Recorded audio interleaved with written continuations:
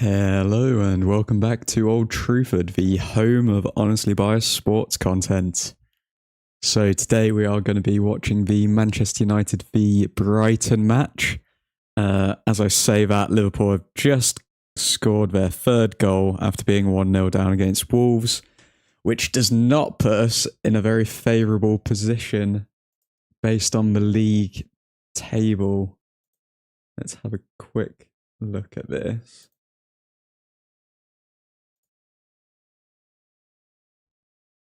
Okay, so Liverpool are now top of the league and we are 11th. We hardly make it onto the screen. But I'm hopeful today. I mean, there's been a lot of questions around whether we can actually put in a performance today against Brighton. Tough side. But I'm fairly confident. Let's see who's in the chat. We've got Jahan. Hello. We've got Diego, my guy. We got the Old Truthfordians rocking about. How are we feeling today, boys? Are we confident? Are we nervous going into Brighton?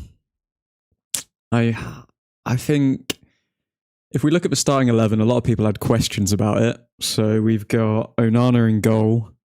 We've got Martinez and Lindelof back at centre back. We've got Sergio on the left. We've got Casemiro as the holding midfielder. Delo on the right, surprisingly, rather than Aaron Wan-Bissaka. I'm not actually aware. Is there an injury to Aaron Wan-Bissaka there, or why is Delo currently starting there?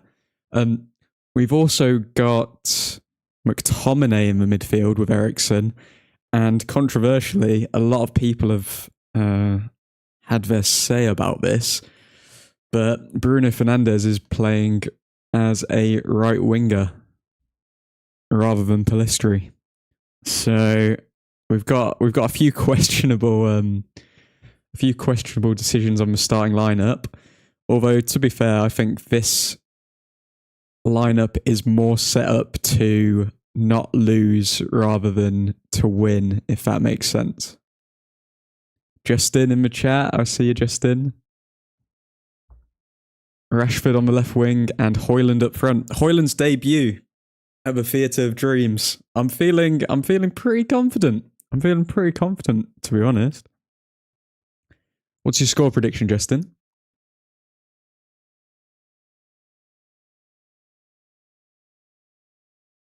McTominay to get booked in the first 5 minutes of a match, says Jahan. Oh, God. Come on, man. I think it'll be a slow starter today, but I'm excited to see what Sergio can actually bring to the side.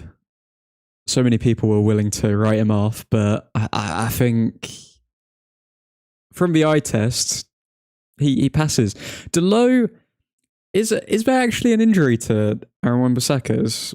Has that come out, or is he on the bench? Let me just have a quick look again.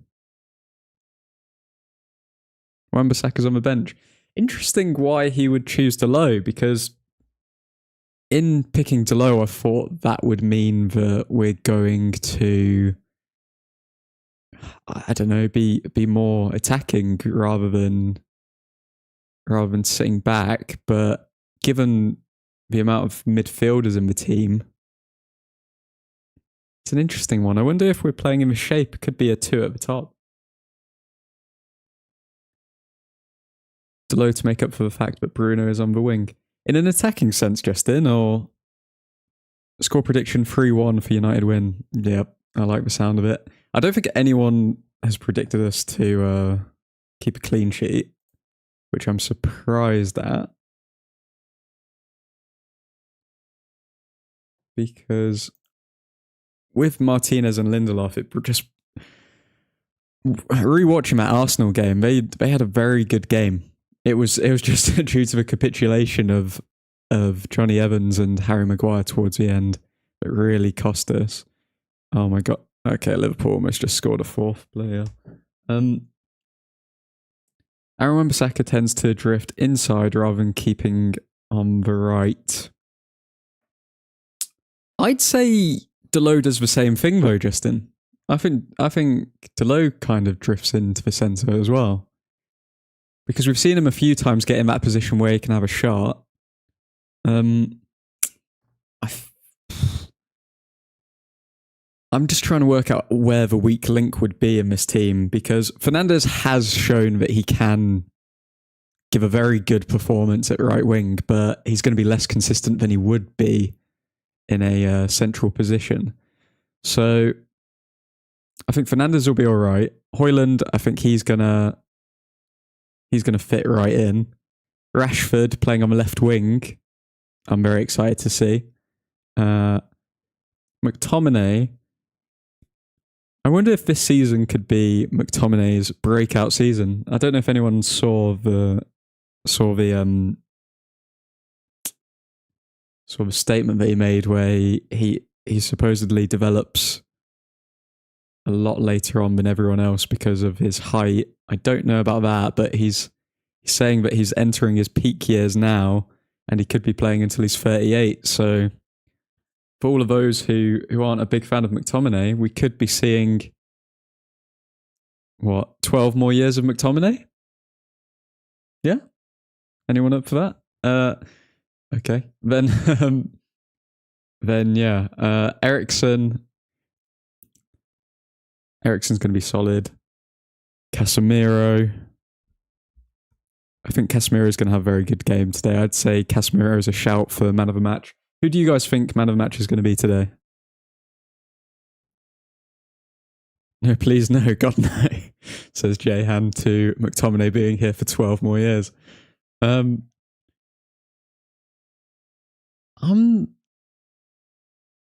I think everyone's just getting ready to sharpen up their pitchforks for Ten Hag, which is why I'm looking forward to this game even more, because we're absolutely going to destroy Brighton.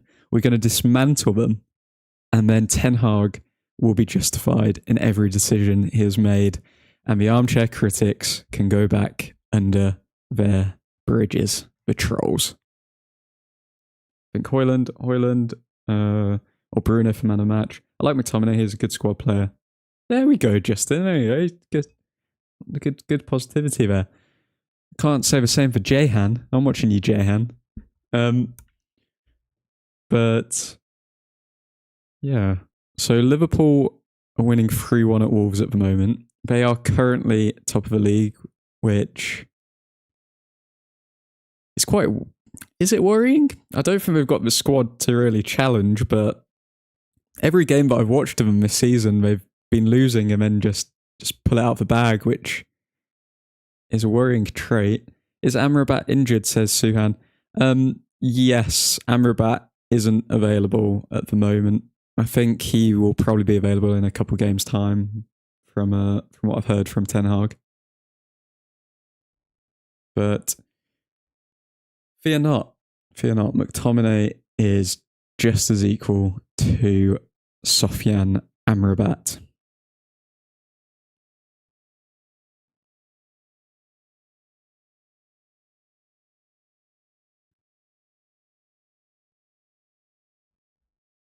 Proudly for McTominay and Maguire.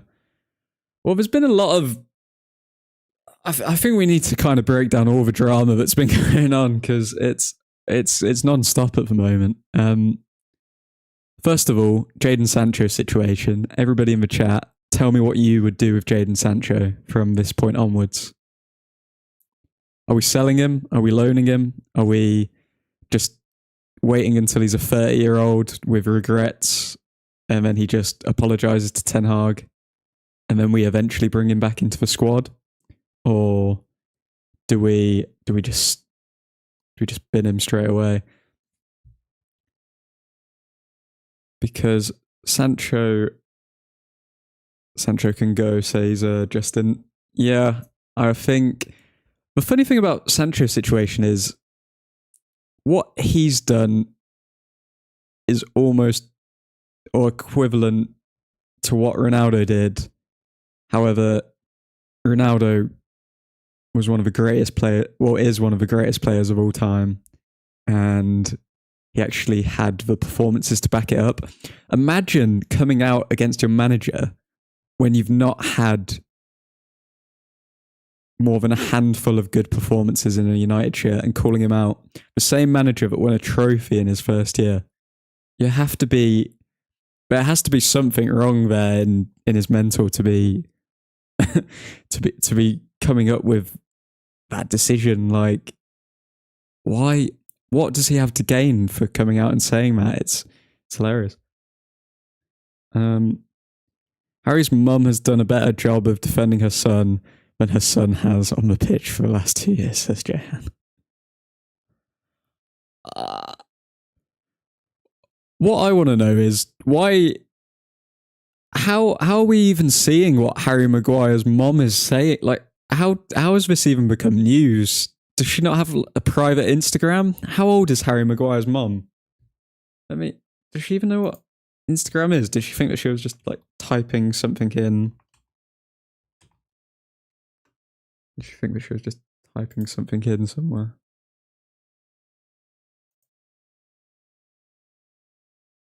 Okay.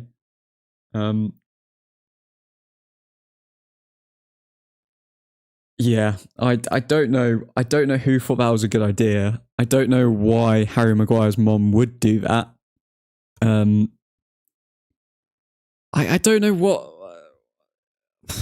the abuse that Harry Maguire gets is almost purely down to the fact that he is underqualified for the job that he has. So people will make fun.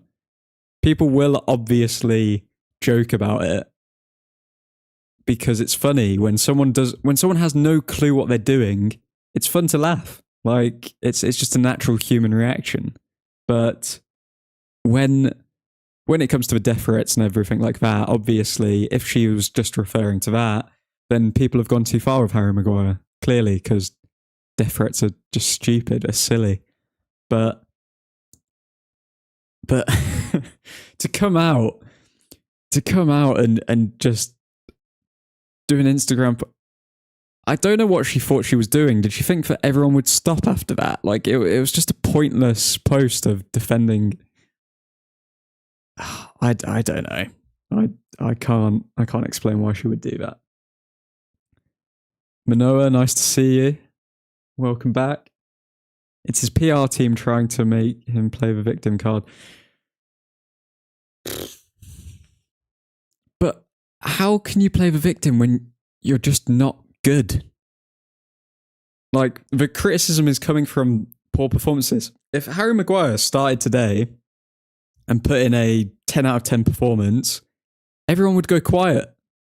Everyone would go quiet, other than certain people who have, not naming any names, but definitely Harry Maguire has been targeted by some certain people. However, all they've done is put petrol on the fire that he started because he can't admit when he has a bad game or anything like that. So it's just bloody perfect. Justin, off to the pub, bro. Have a good one, man. But Harry Maguire, overall, he should have been sold. We tried to sell him. He didn't agree. And Southgate is the person who has put him in this position. Because if Southgate actually rewarded players on their performances rather than the names and their history, this is what people loved about Southgate when he originally came in. He was giving loads of people a chance who never would have normally got into the England side, but because he he's kind of lost his way a bit, Southgate, and I think it's a bit of a waste going into another international tournament with him as an England fan. It's the same BS that Southgate says he's the best United centre back. Southgate does not say he's the best United centre back. That'd be crazy. He hasn't said that. I hope Sergio is not what I think. Personally, I feel he's a Poundland Tellez. Hope he proves me wrong. He will prove you wrong, Manoa. And I'd say man of the match shouts today will go to either Casemiro or Sergio. Call me crazy now. Wait until the end of the game. People's expectations are so low of him. I think he's going to have a very good game. What would be interesting is if Sergio went on a run of games now and then people had to answer the question, okay, he's had a run of games, he's performed really well, Luke Shaw's come back, who do we choose? That's the type of problems I would prefer Manchester United to be having. Suhan. Maguire has to leave. I think he's going to ruin his career by staying at United. I think the hate is just tiring now. Yeah. One thing I will say is fair play to him in the sense that Maguire is so set on being, or at least I hope he is. I hope he hasn't decided to just stay for the money because that's just bad and pointless. But if Maguire is staying so that he can get his essence back and he can rewrite the history that has been written about him over these past 2 years at Man United, I say fair play to him because he has got a lot of stick. His performances have been abysmal, but if he's that set on proving people wrong, I kind of respect it. And me personally, I'm always going to root for the underdog. So I think he needs to go, but if he doesn't, I'm going to support him either way. Manoa, I think the midfield is super good. Without Bruno, it looks very stable, but Bruno is my favourite player. Yeah, I was saying earlier, I think this lineup is more set up for us to not lose rather than to win, if that makes sense. We've got a very stable back eight. So if you just take the attackers out of the question, we've got Sergio may be a weak link there on the left hand side, to be honest, but Andelo, I think we've been set up just to maintain possession and fully control the game, which I don't know how we're going to be able to do that with a Brighton side who are also looking to do the same thing. It's going to be a very interesting game. I don't have a clear vision on what's going to happen with this one yet. Manoa, what do you think of Aaron Wan-Bissaka? Is he not in the team because he was partying with Sancho? Was that partying thing even recent, or was that because I'm pretty sure that was a clip from a while ago? Like, there's no way Sancho has been asked to train with the academy players, and then now he's just chilling in New York. I don't know. Was it a recent thing? Has that been? No, it's not recent, is it, Suhan? Yeah, I think that's just a bit of social media news that people create to throw petrol into a fire. Let's see what has been coming out. So Erik ten Hag has had this to say regarding the 11. We will be playing slightly different. We already trained with it before Arsenal, but Scott dropped out before that game. Okay, so Ten Hag is saying Scott McTominay was due to start against Arsenal before falling ill. So, what are we about to witness here?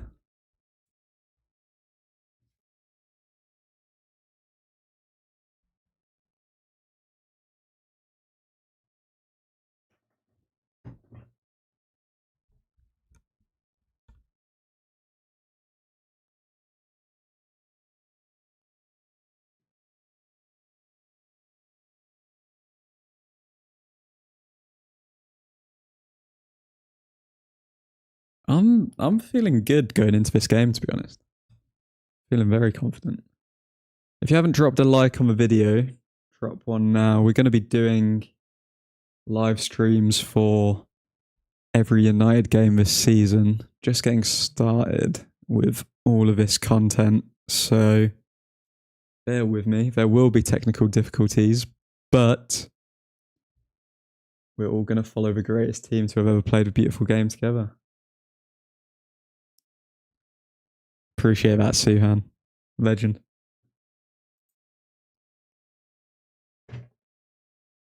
So Scott McTominay was set to face Arsenal. What was the team again against Arsenal?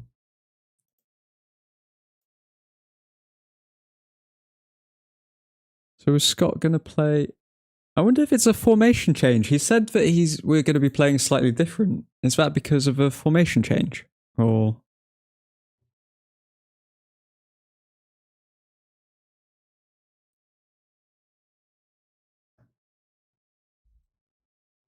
Imagine a striking partnership of Rashford and Højlund.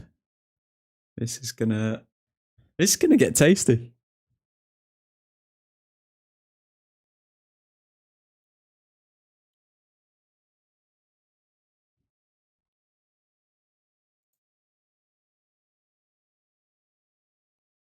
Okay, so Harry Maguire and his mum, basically, I don't know what they've decided to do. Harry Maguire, we all know where Harry Maguire lies. He just needs to go. With Sancho's situation, I would be shocked if he does not leave in January, because you don't have to, because it's not even as simple as, okay, just apologise and then everything will be okay with Ten Hag. Jadon Sancho needs to apologise, but then also change his entire attitude when it comes to training, which is a lot to ask for. Is a lot to ask for to change in 2 to 3 months' time.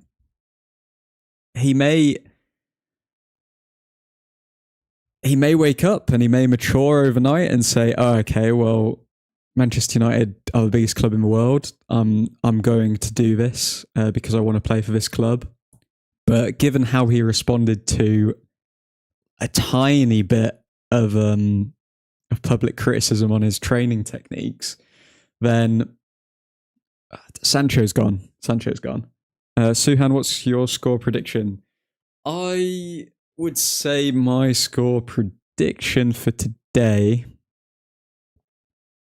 is a 3-0 win to Manchester United. I think we're going to make it look fairly easy today.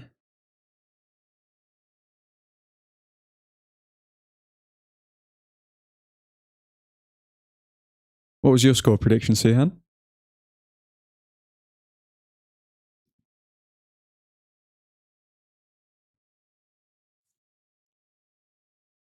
We've got 18 minutes till kickoff.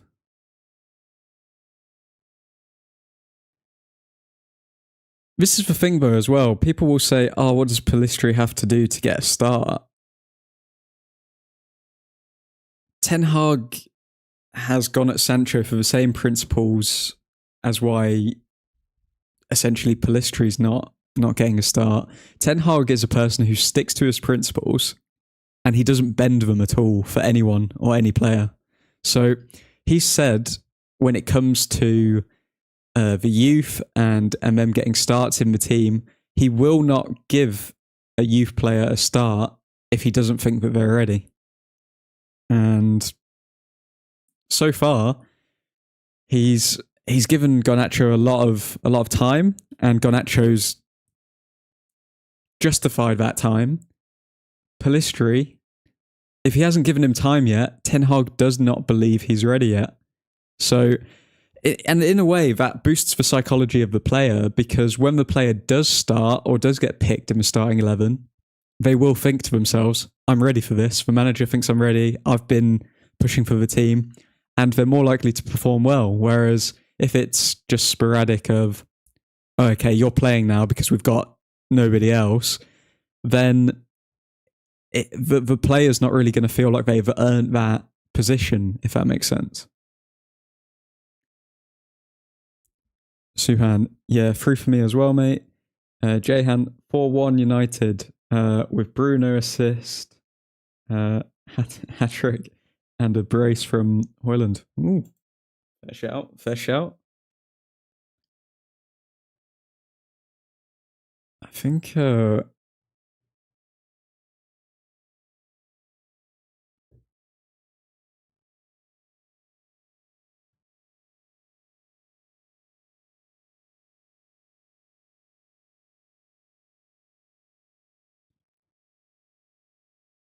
wonder if Maguire will actually go to the next international tournament if he just never gets picked. I can't see it. I can't see it myself.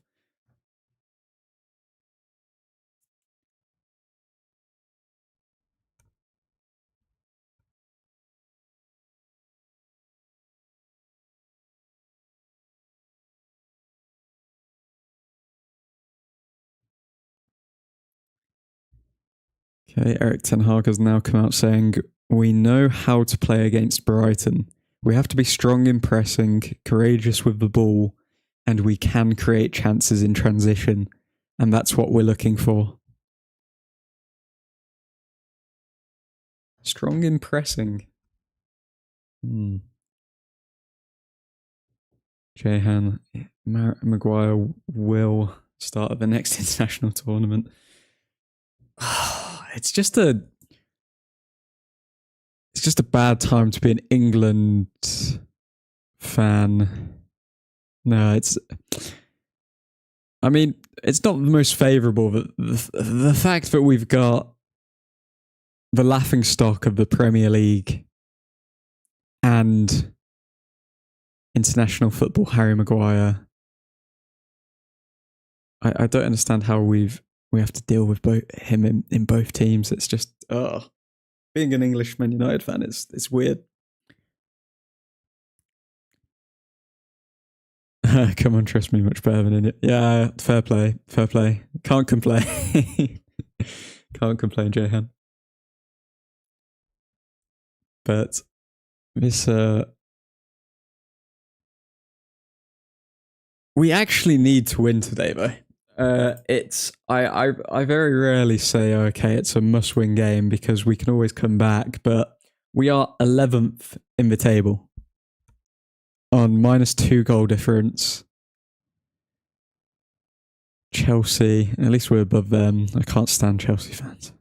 A win today, and we wouldn't go past Brighton, but we would be on the same points.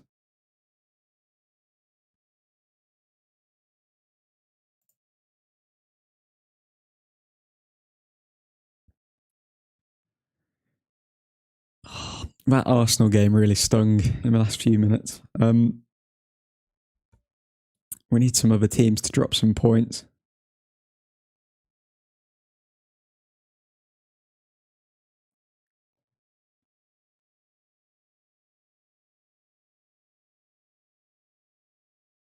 Oh man, we need to win this game.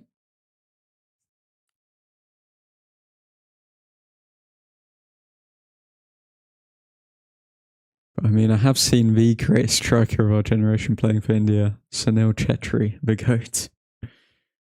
Sunil, the name sounds familiar, but is he the player that supposedly scored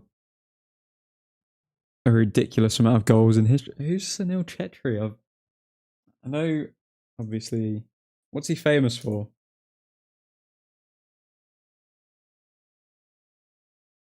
Yeah, 39 years old. Bloody hell. Who needs Ronaldo when you have Sunil Chetri?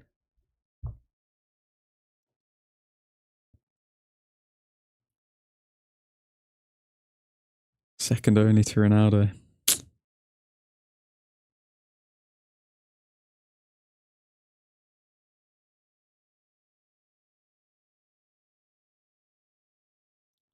Let's get the game on.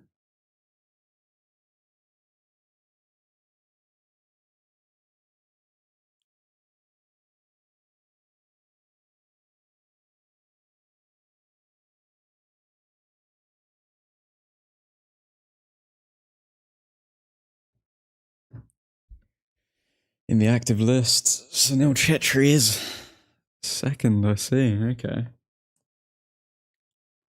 How many goals do we reckon Højlund will get by the end of the season?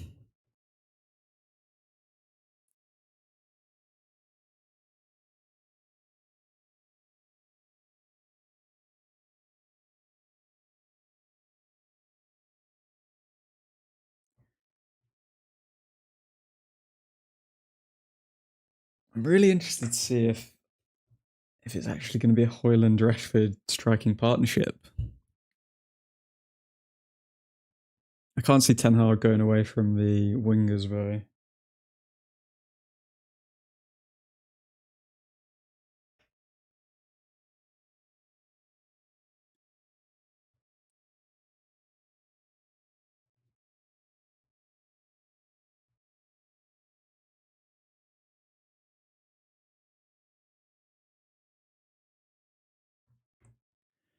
Two in Prem and another 6 in other competitions. So 28 goals overall. You're predicting, Jahan?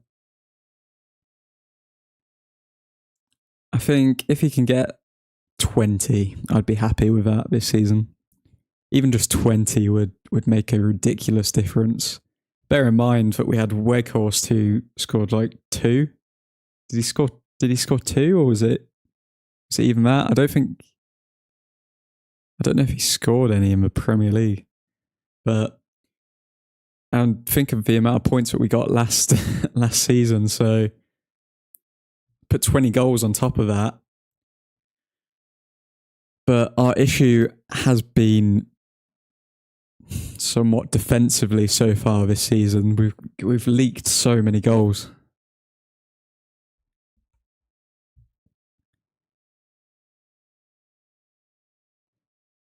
Zero in the Prem. Bloody, it's ridiculous. But what do you think? Here's a question, because we've all made it very apparent that we don't really see Harry Maguire staying with the club. I don't know if he would move in January or not, but I've got a bigger question mark over Varane. If Varane has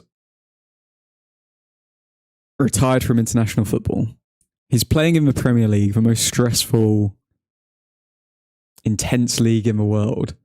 How many years can Varane actually keep up with it? Given the change of rules in the Premier League as well, so having say only having more additional minutes at the end of games, how many years can Varane actually keep up with it? And should we just sell him now to Saudi and make some decent money off of it and just reinvest it? Because I don't see Varane being a pivotal member of the squad in a Premier League winning team if he's injured for 40% of it. Yeah, I agree as well. I think he has a year or 2 max. I think we should just cash out on him to the Saudi League. We obviously couldn't do it this season because we desperately needed him, given the fact that we wouldn't be able to buy another centre-back. But Varane has to be one of those players that we look to ship out next summer.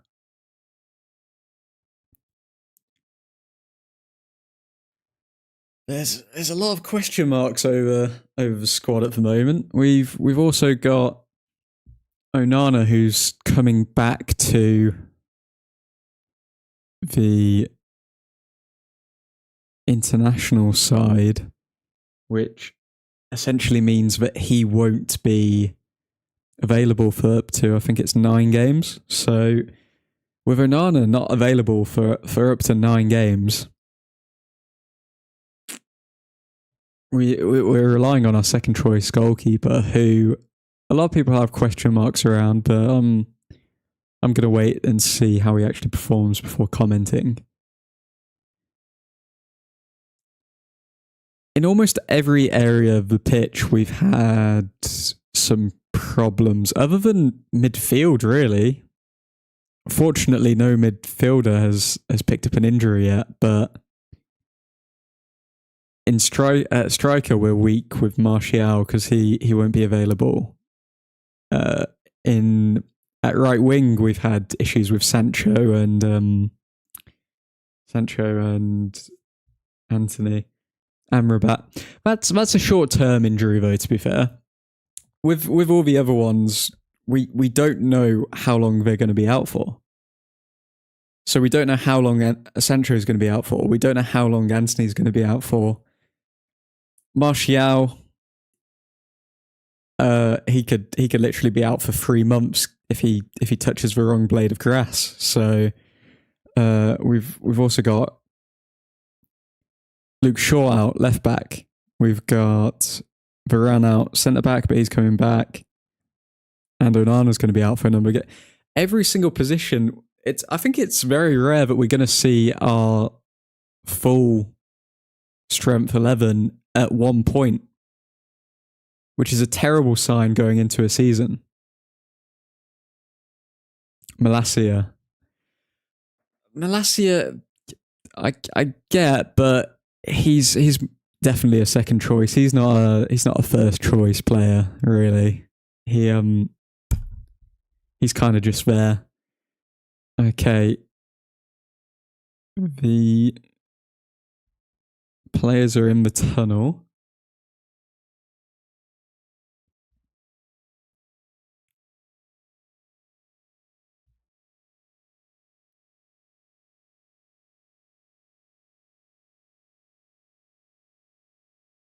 Old Trafford is getting packed.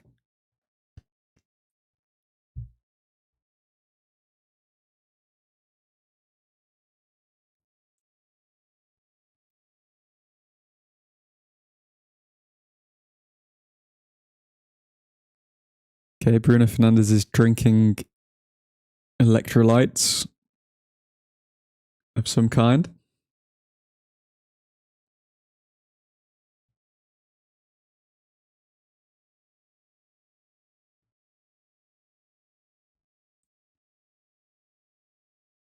I'm excited for Højlund's full Old Trafford debut.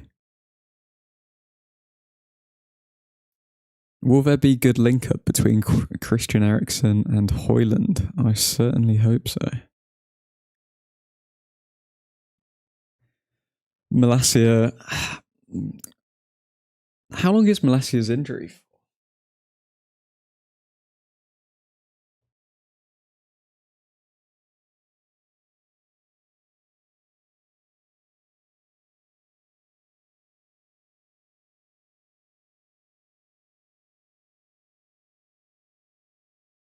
What have we got here? If players are leaving the tunnel, like a few weeks supposedly for Malacia's injury. So Malacia will come back in a few weeks. We're gonna have a bunch of players returning, which is good. But again, how are we gonna make effective team chemistry when we've got so many players in and out of the team? I don't know about that.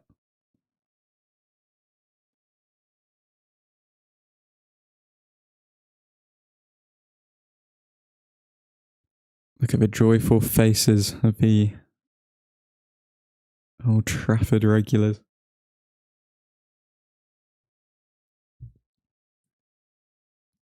Lindelof doing a little jump there, getting his game face on.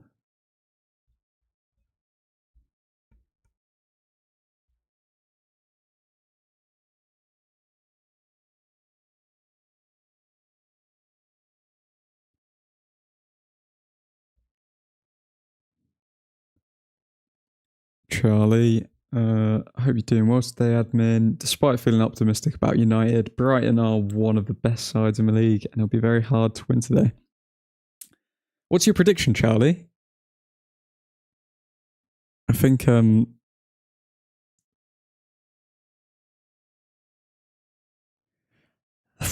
every game for McTominay is a big game to show he's worth keeping around at this stage in his career. He did come out and say that he would develop late, so I'm praying that he's right. Otherwise, it's already curtains for him. We'll just yoink for 40 million and then say goodbye. Feeling a 2-2 draw. Normally predict a win, but Brighton are banana skin. There's so many banana skins in the league these days, though, isn't there? I think it's going to be a convincing 3-0 win. I think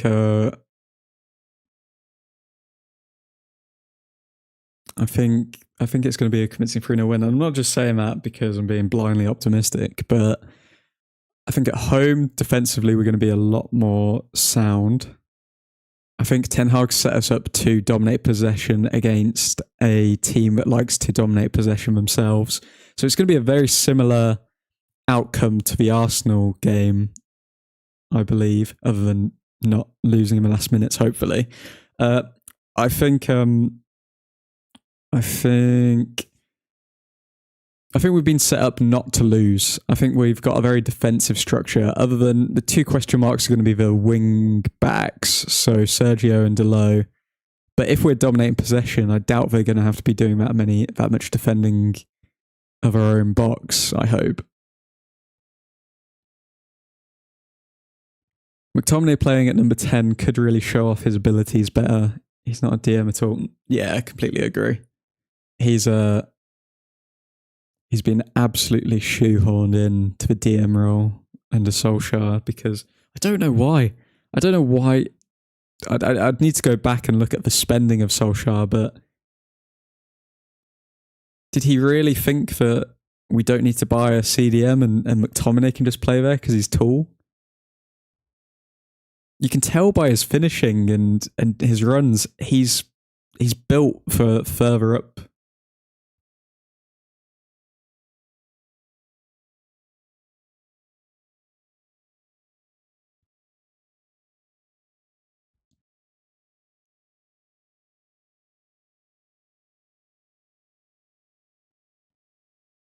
Tall, because he was tall and had the physicality. There's Amrabat watching on with Mason Mount as we take a minute's silence, I believe.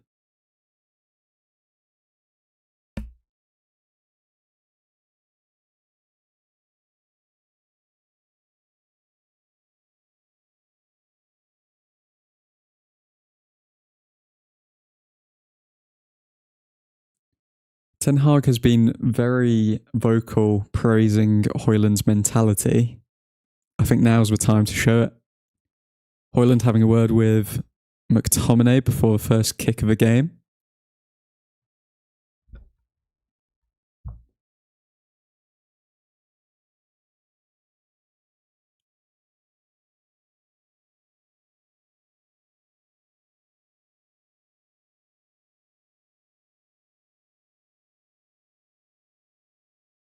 And we're off. So we're setting up with McTominay at right wing at the moment. No, we're setting up with, is it a diamond? It looks at the moment as though we're setting up with a diamond with Rashford and Højlund as the striking partnership. Okay.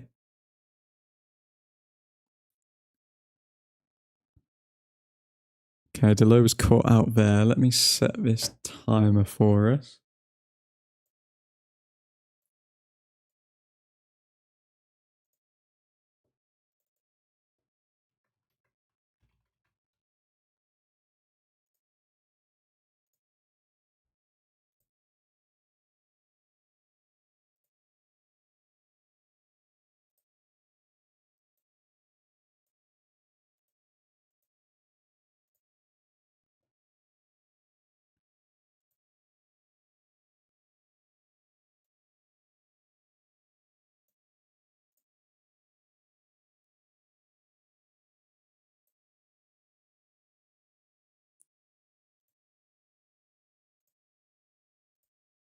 Okay.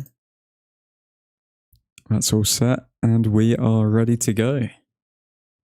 Onana plays it out to Casemiro. Casemiro finds Delo. Delo's caught. Close.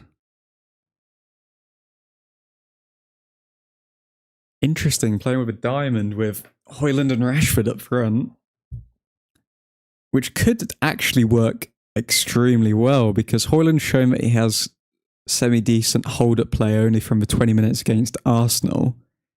If he can hold it up and then just wait for Rashford's runs. Poor first touch from Rashford there. Oh, back to Rashford.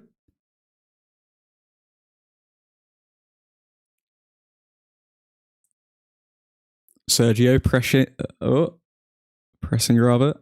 Sergio winning a corner. Good start.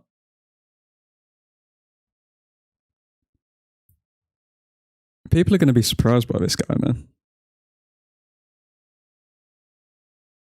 We're pinning Brighton back at the moment. Now Brighton are playing on the counter. Delo is just mauling McTominay. Okay, McTominay. It's a very choppy start to the game. A lot of battles going on.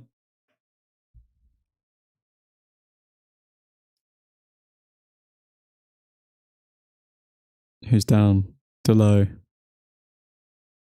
Delo looks as though he's in considerable pain at the moment.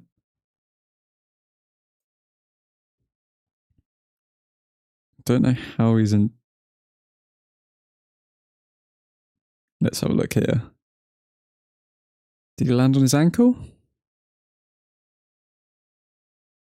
The Brighton player does pick up a yellow card.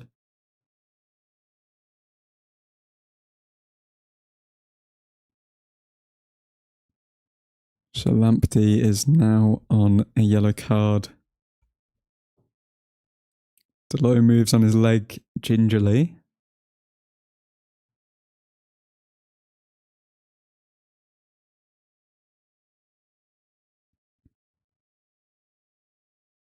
Okay, Brighton have the ball. They're playing it around the back.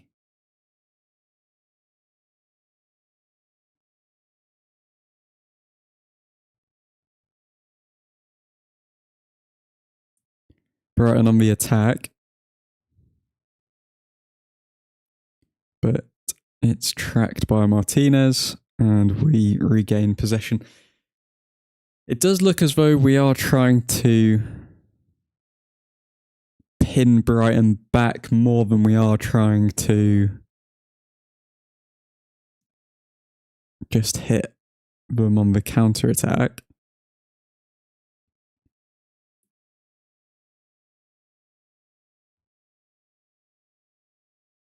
McTominay's first touch still worries me.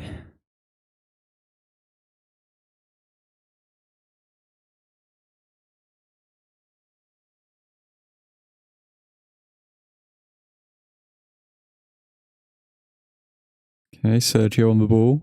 To Fernandes, to Rashford. Rashford runs. You're not going to run past that many people, mate. Casemiro tries to flick it on to Sergio, but okay, Sergio's been involved. Sergio to Rashford. Rashford in the box. Rashford. Oh, gets the shot off, but it's well saved. Didn't have a lot of power in that. AWB, how's it going, man?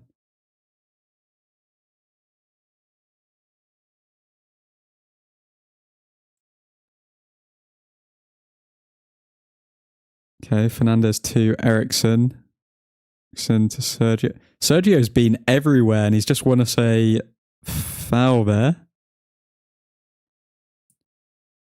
Charlie, Brighton play through the middle a lot of time with bounce passes first time out wide. That's how they build up. Clearly the aim is to control the centre of the pitch to avoid them getting to build. 100%. Weak shot from Rashford, but it was kind of off balance there.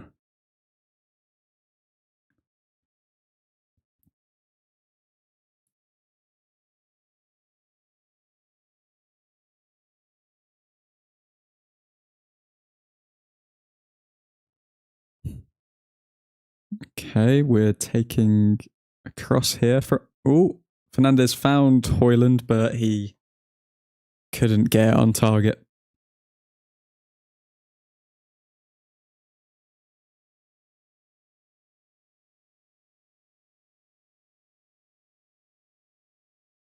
Very good start so far. I'm liking what I'm seeing. Our press is very good.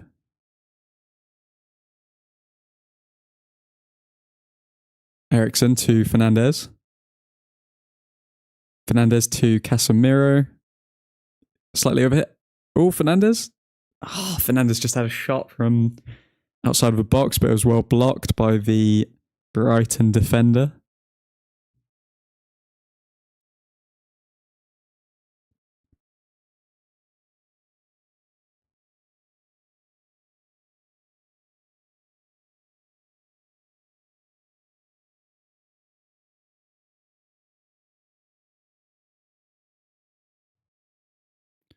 Martinez on the ball to Rashford.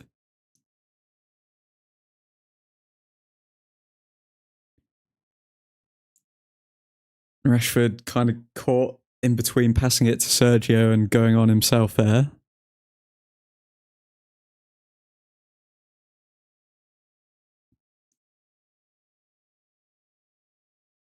Fernandez was taken down in the box there.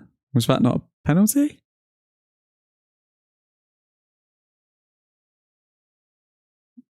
Looks more of a scuffle, Jehan. I need to see the replay on that.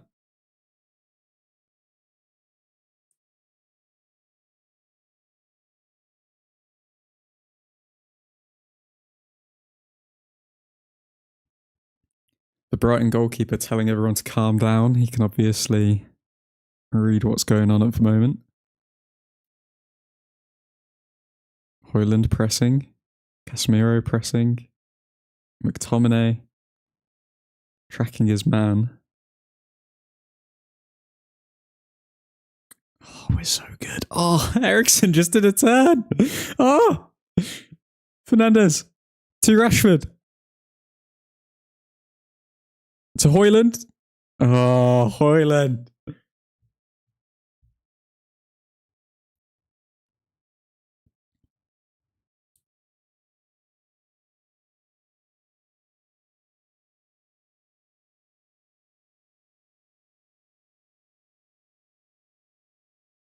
Okay, we're knocking at the door, but we need to actually get some efforts on target now. The fairy tale almost, says Jehan. Don't worry, it'll happen. We're here for it.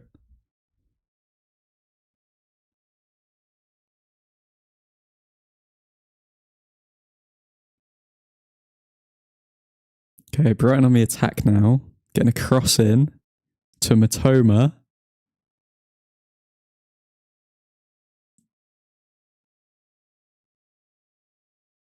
What was that? Was that Lamperty? Terrible shot.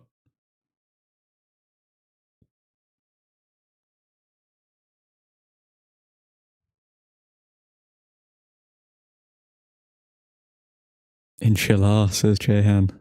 Inshallah indeed. Shout out to the Dubai Old Truthfordians. Hoyland was inches away. Inches away. Martinez with a long ball to Ericsson. We're attacking them from all angles at the moment. The ability in this team is mad. Rashford on the ball. Brian don't know what to do. Everyone's playing in like... It's like everyone in the team has a free role. People are just moving wherever. Sergio to Rashford. Rashford shoots, but it's blocked.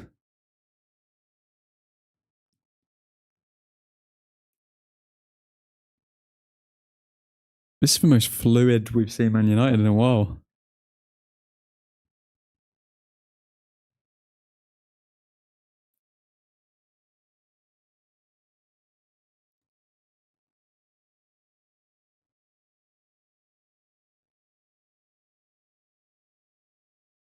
Brighton are playing with it at the back.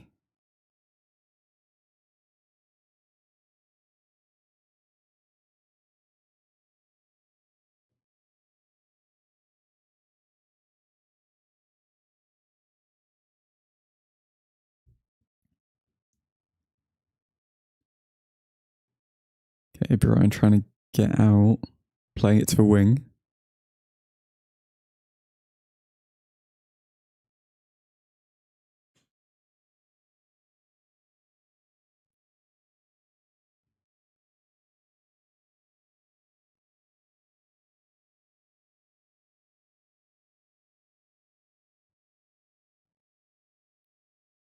McTominay on the right wing is an interesting one.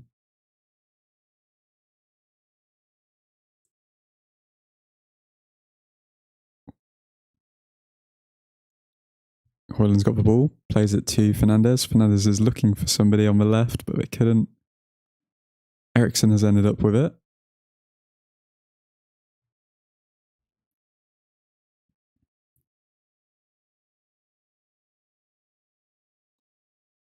They didn't even show a replay of that Fernandez penalty. Potential penalty.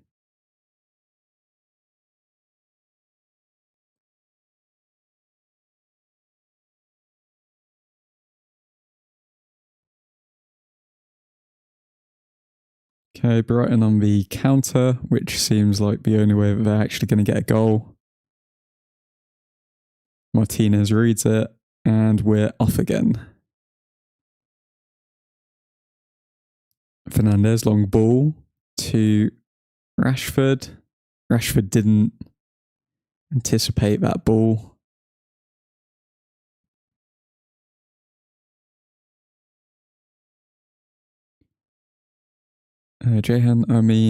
Scott McTominay, good shout. He is better at the field, so let's try it out. Couldn't be worse. Yep.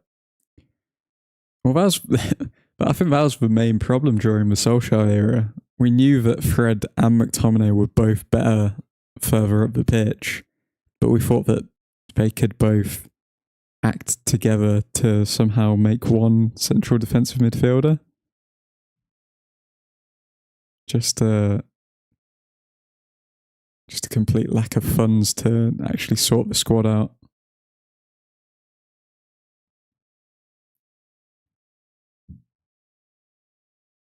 Okay, Brighton are trying to take some control in this game, just playing it at the back.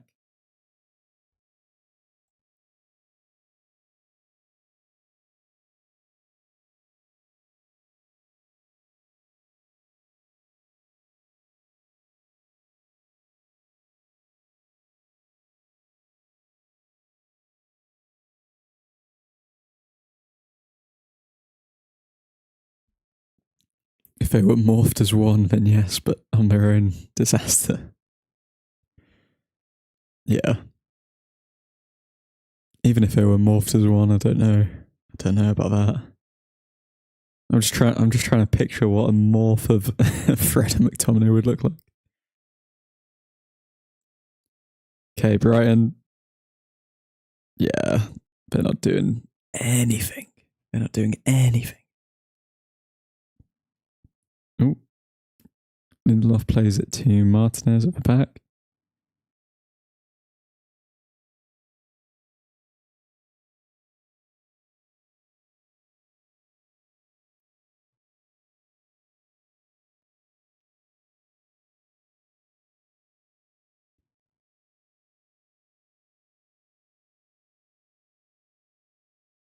Rashford pushed him back there, but not given anything.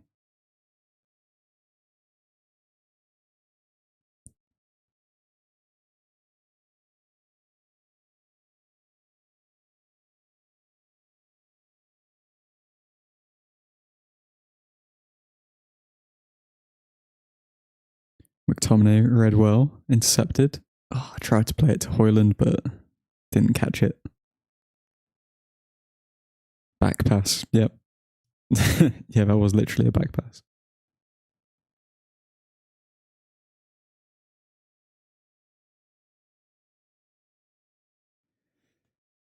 Yeah, similar game. It's been a similar game to the Arsenal match. We are playing a lot better than we were at the start of the season. Casemiro. Ericsson on the ball. Back to Martinez. Martinez clears to Sergio. What a touch. Shvanje, we are playing good right now. We are. Brighton don't know what to make of our movement because everyone's playing in every position. Like 1 minute Rashford's on the right, 1 minute he's on the left. 1 minute McTominay's on the right, 1 minute he's not. Everyone's kind of interchanging positions.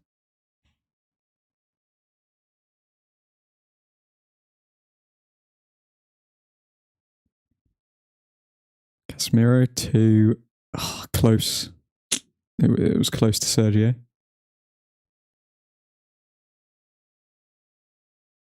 That's what we like to see, Jahan. That's what we like to see, yeah. It's good for him. I mean, everyone expects the worst these days. But I think eye test.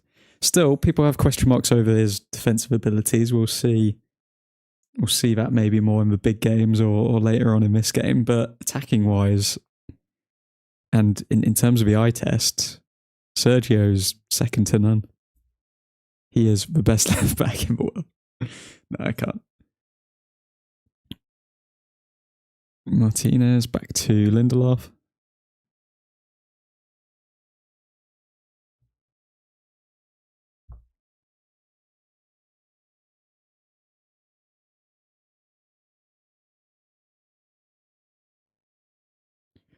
Let's see what Onana can do.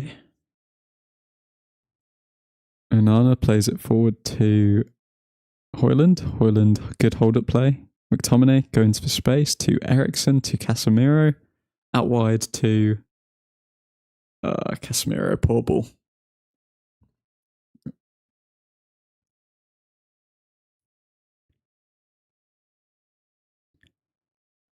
If you haven't already, guys, drop a like on the video. Subscribe to the channel if you're new.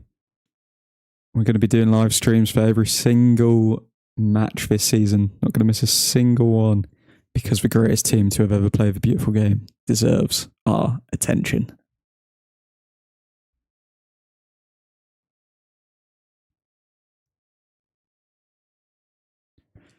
I think this is I think this has been a very good start.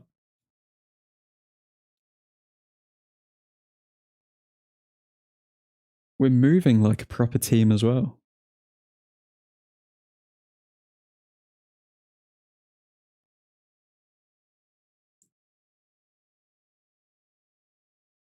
Why are you crying, Shimanje? What's going on? No, don't tell me. Are you guys ahead of me? Oh no, it's not gonna. Don't. Ah, we're 1-0 down and it's Welbeck.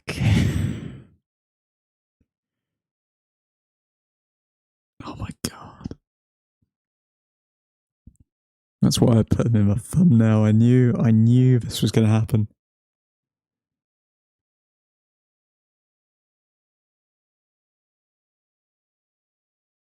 Okay, well my 3-0 prediction has gone out the window. But oh. How did this happen? Okay. Martinez played him onside originally. Lindelof didn't challenge, let it run. Who should have picked up the man? I need to see a replay. Whose man was it?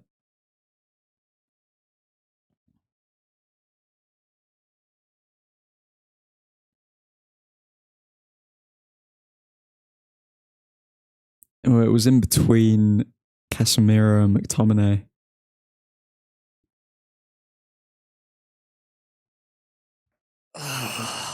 I think Casemiro and McTominay could have done better in the box. Ten Hag must be feeling some sort of pressure now, even though we've been playing well.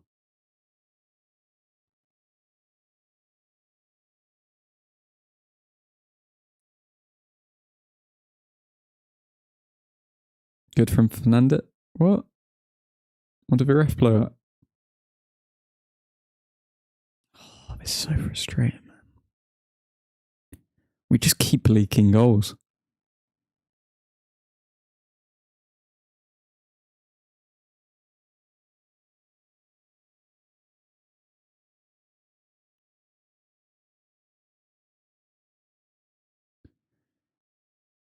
It's shocking at her, but then the sad thing is it's not, because everyone keeps predicting that we'll concede goals and we just keep doing it. I don't know how we can stop it. This whole setup was set, the whole team setup was so that we don't lose, but we're the ones who have conceded the goal first.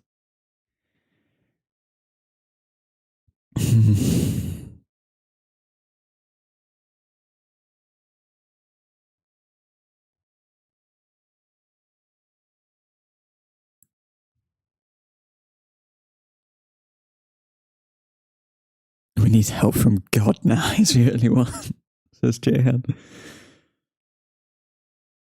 Don't worry, we're at Old Trafford. I'm still very confident, but we need a goal before half time. We definitely need a goal before half time.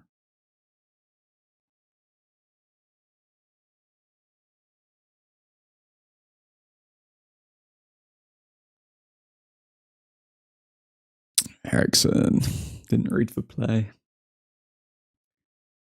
I think one negative of what I've seen from the team so far is, even though we've been playing better, and you can tell that we were maintaining more possession, we didn't actually see any pattern of play which we could lean towards of, oh, okay, we're going to score from this. This will eventually get us a goal. We still look kind of toothless up front. And the reason for that, in my opinion, is Rashford is not a striker, number one. He's not. So if he's not playing on left wing, you're still not getting the best out of Rashford, who was our best scorer last season. And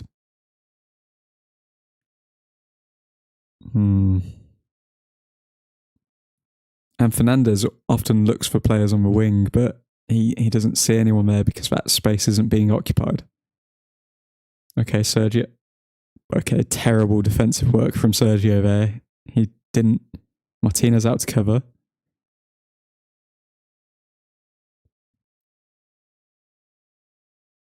These guys still have Evan Ferguson on the bench. We've still got Garnacho, mate. Don't worry about it.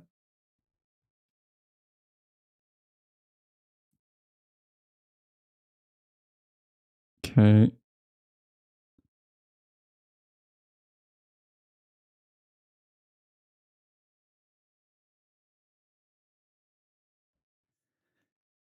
Let's just pray now. We don't need to pray. We've got. Who do we have? We've lost Fred. We don't even have a beacon of. We've lost Pastor Fred.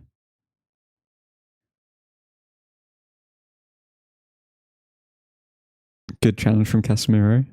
Hoyland to Rashford. Casemiro out wide to Delo. Delo sprinting forward. Delo, can he get a cross in? He can to Rashford. Oh, good block from Brighton. That was set to go in, but good defending from Brighton.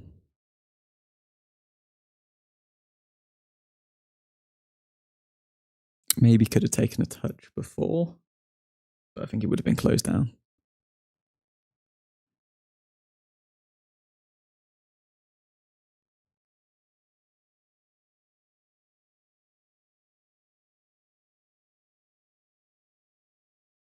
Casemiro and Martinez passing around the back. McTominay been somewhat of a passenger so far in this game.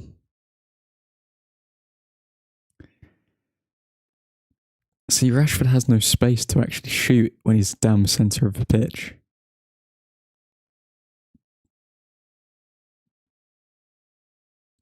Okay, we're being forced back to Martinez. Get in the space, guys.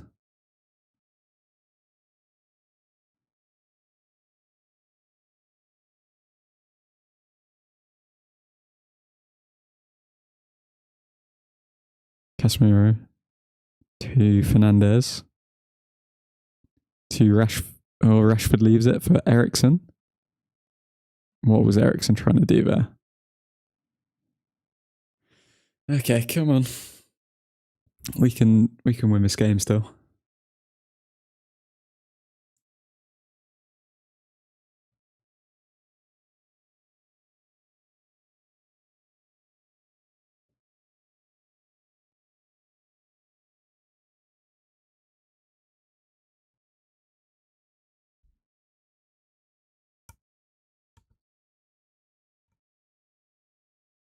I just don't think United can play without wingers. I don't know why it is. I just don't think we're capable. Don't know if it's a football heritage thing or what, but we can look good, but we don't win without wingers.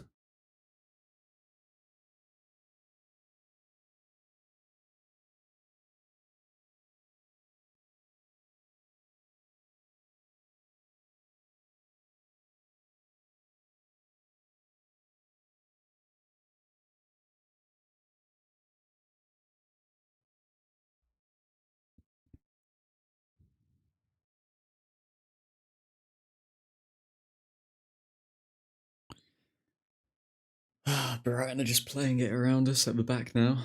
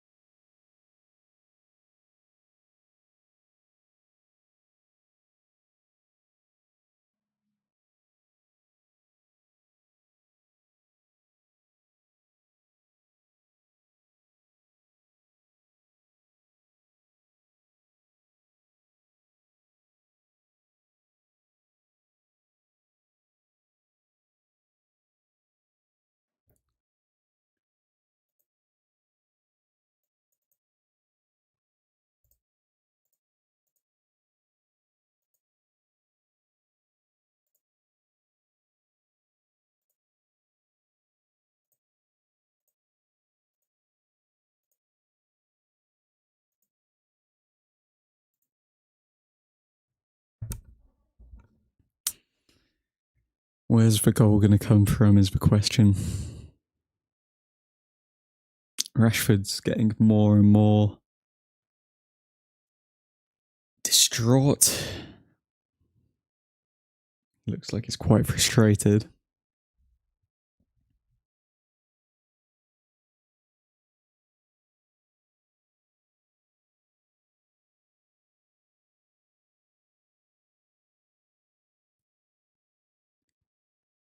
Brighton are getting more control of the game now.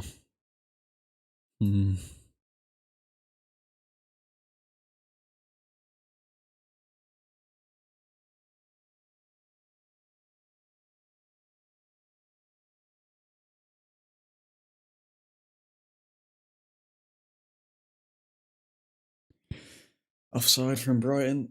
We need to wake up. We need to actually create some kind of pattern which will end up in us scoring.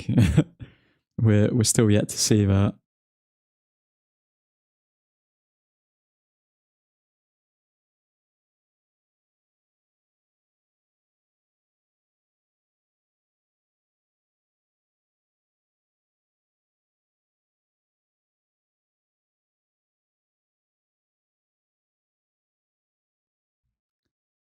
United losing their heads. When have we seen that?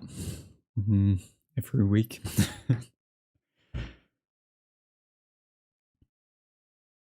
I don't know what they expect to happen though, because the fans are never. Well, some fans are going to turn on him, but I can only speak for myself. I'm never going to turn on Ten Hag, so I don't know what.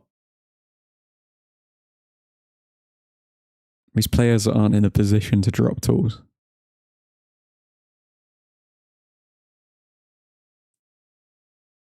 Fernandez. Oh, well cut out. Played it out wide to Rashford there.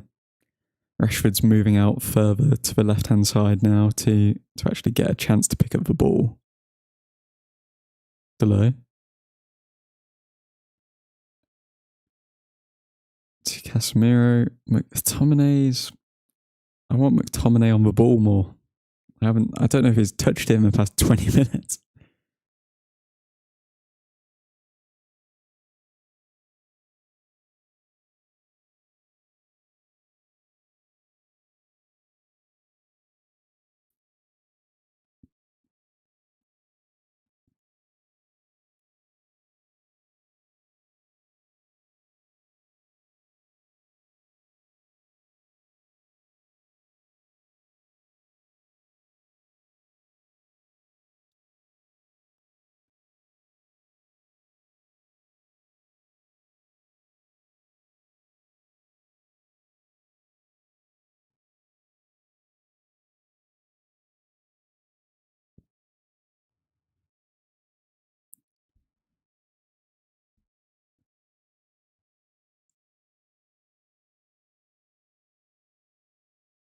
Okay, Fernandez is building out from the back here.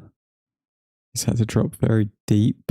He's calling people on to get into positions. It is interesting what Ten Hag's doing because he's got everyone playing in every position. Like Fernandez is now right back.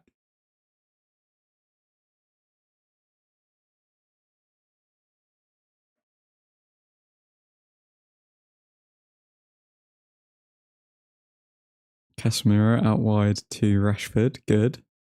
Sergio on the overlap. Rashford shoots. And it is off the post. And Rashford looks as though he's down injured. Oh no. Rashford looks as though he's in a lot of pain.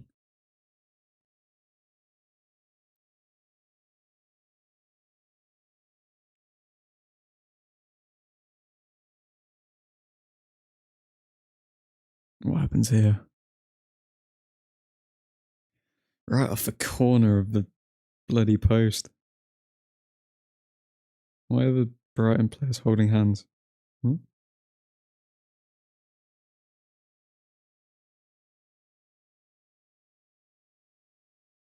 He's good. So he's Atta. Thank God. If Rashford gets injured, we are properly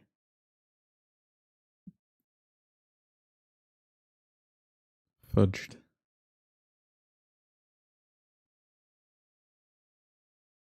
Lallana and Dunk piss me off so much. I can't even tell you guys. Lallana just has one of those faces, doesn't he?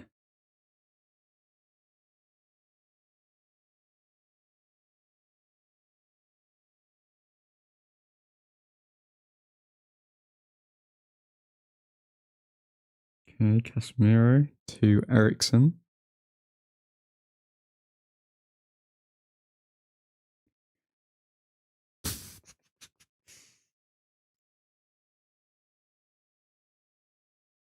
We're looking very hesitant now. We have lost a bit of our zip and confidence after that goal.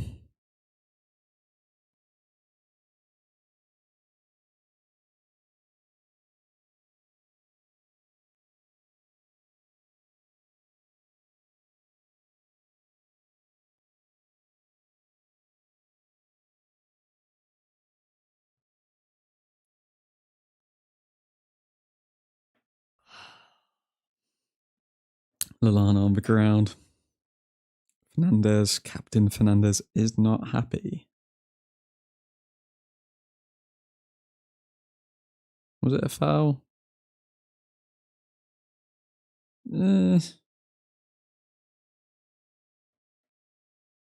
Light one.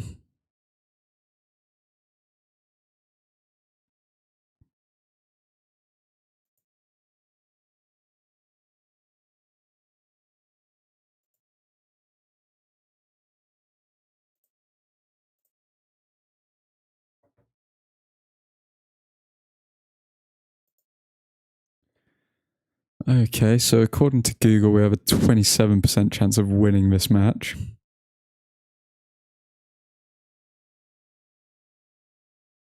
We've had more shots, but they've been off target.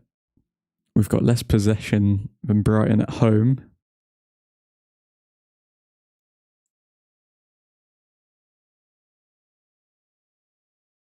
Pass accuracy has been worse.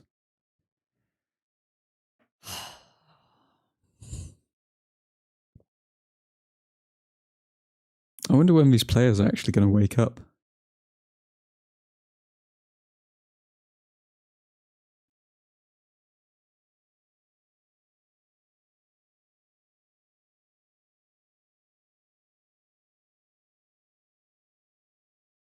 I think if McTominay doesn't make a stamp on this game, he needs to be sold.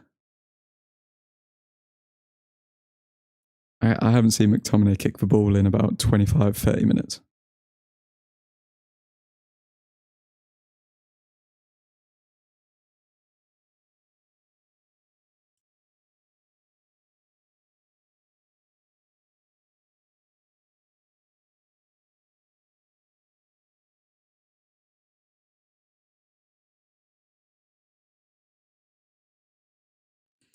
Too many players with their heads down at the moment.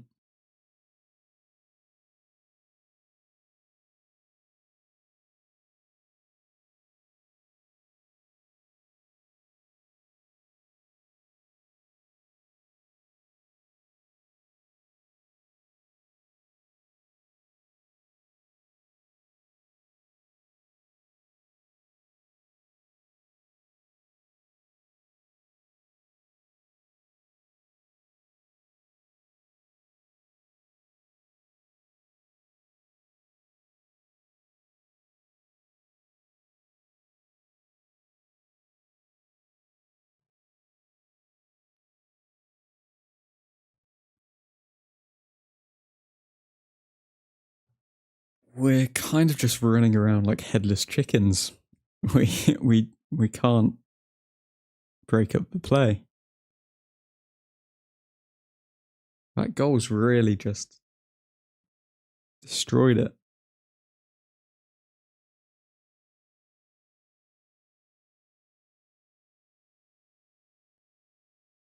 Okay, Brighton are now going down on the attack on the left-hand side. Well cleared by Sergio.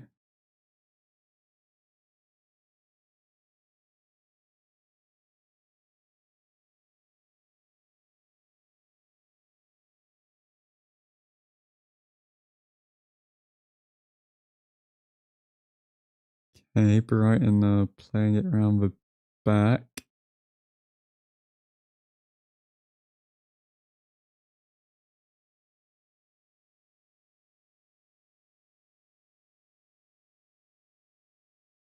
Okay, Højlund chases.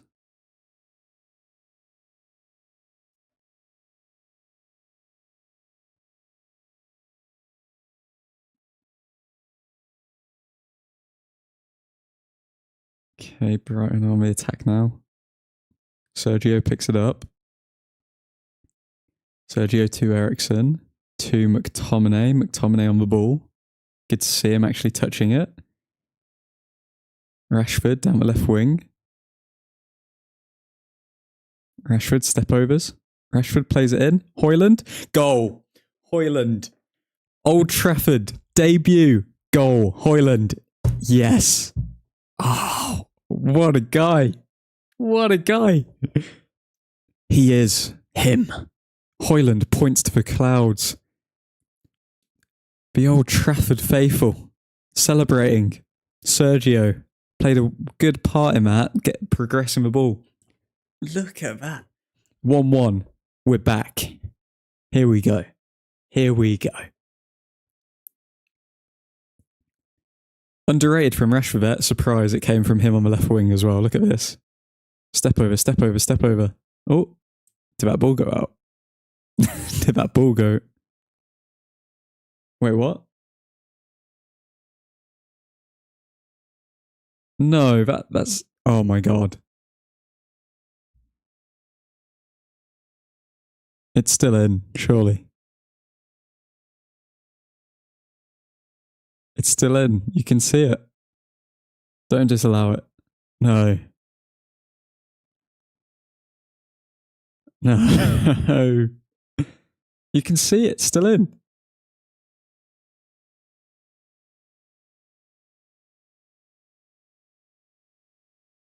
You can see it. Why? You can see the side of it still in.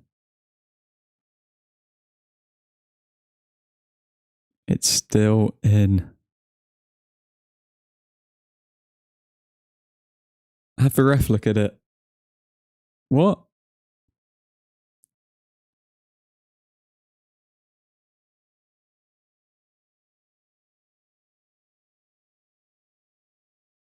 Are you kidding?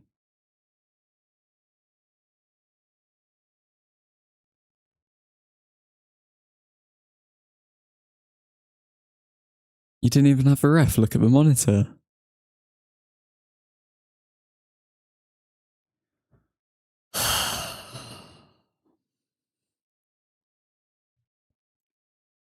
What is wrong with the world?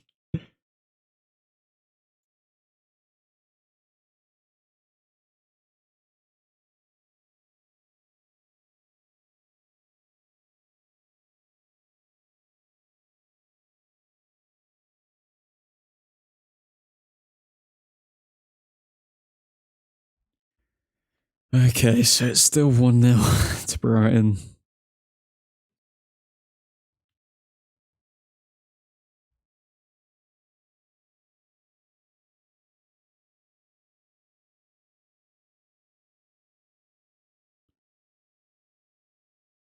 Every single game we've been screwed over by the officials. It's a joke.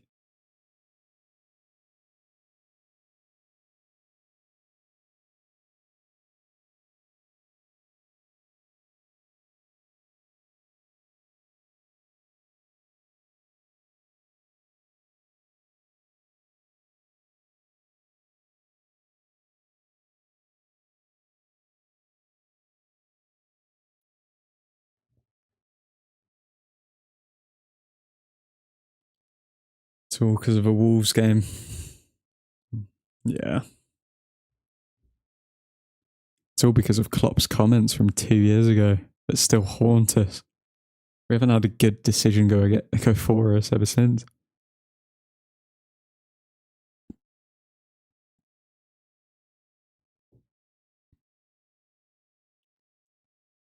Absolute joke VAR, says Mackenzie. Yeah, mate. It's beyond a joke now.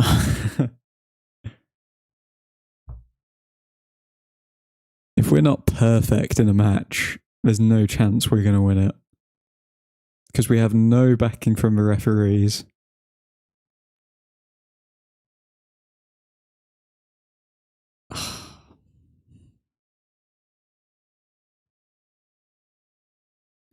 Ruined the game. Yep.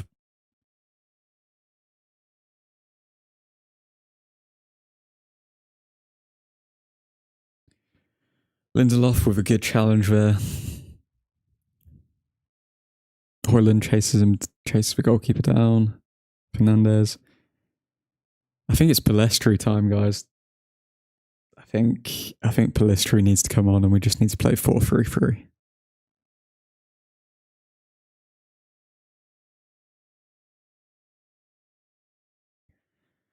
Doesn't help that the English refs and VAR teams are incompetent, some of the worst in world football.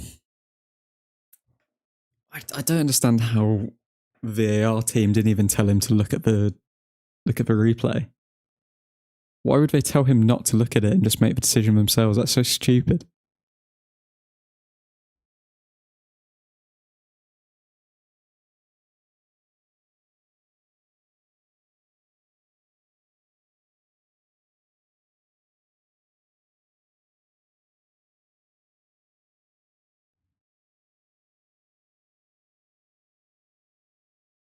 Lindelof to Rashford down the left wing. Rashford down the left. Rashford cuts in, shoots, and misses.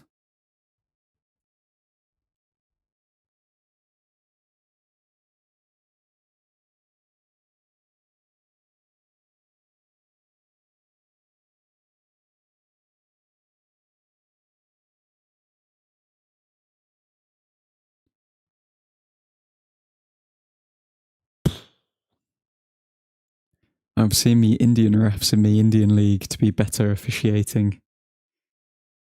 Shvanjay, these rivals won't see this, but we get one decision in our favour and they say VAR favours us. Yeah, exactly. Exactly. Oh, it's just becoming a bit of a joke now. It's just painful.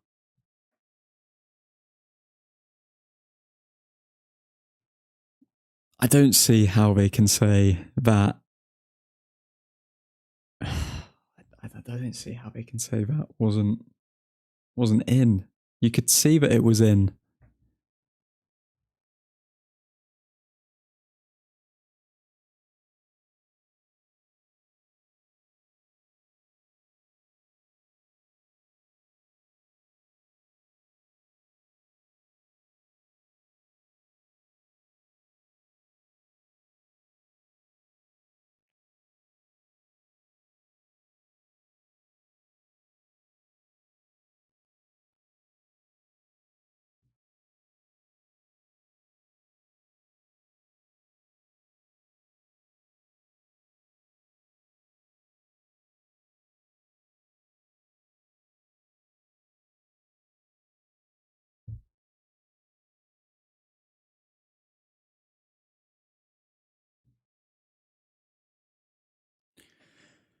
VAR needs to go. The whole premise of it is that it should only be clear things. They took ages and got it wrong. The angle behind the ball, you could see the ball was in. They instead went for the camera the other side of the pitch at an angle to it.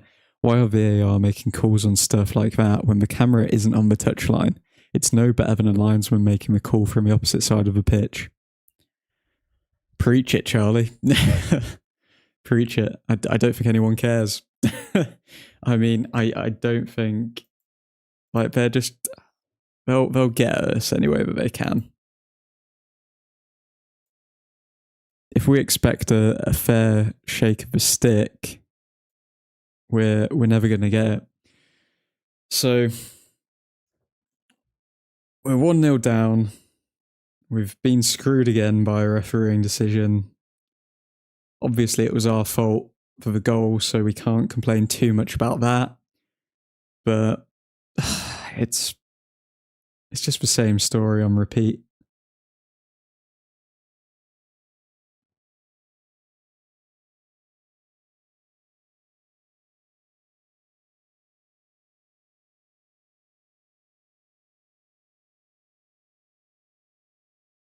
Send him off in the Thai voice.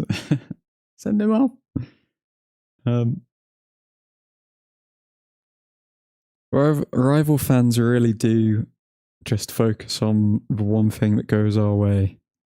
I've genuinely been less excited building up to a game this season because of referees and VAR. Yeah, it's getting to the point where if we're not perfect during a game, we just won't win. And I know we should be expecting us to play perfect anyway because we are the greatest team to have ever played the beautiful game. But it's just boring at this point because we know if we're going to get a close goal, it will be it will just be just wiped out. So what's the point? I don't understand how they can keep getting away with it. I don't understand why referees don't do interviews.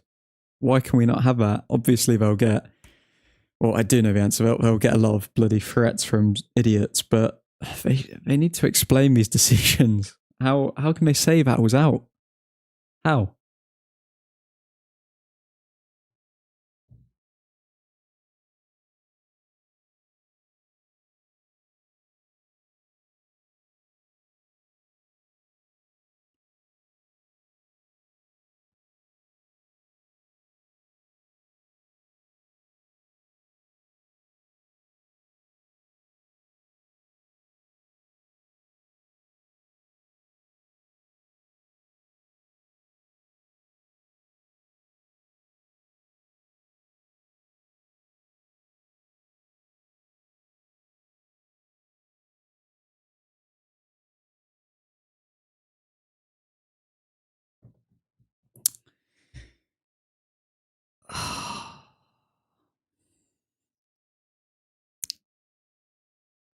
The whole ref structure needs a reform and retraining of the refs because of how rotten it is all the way through the EFL.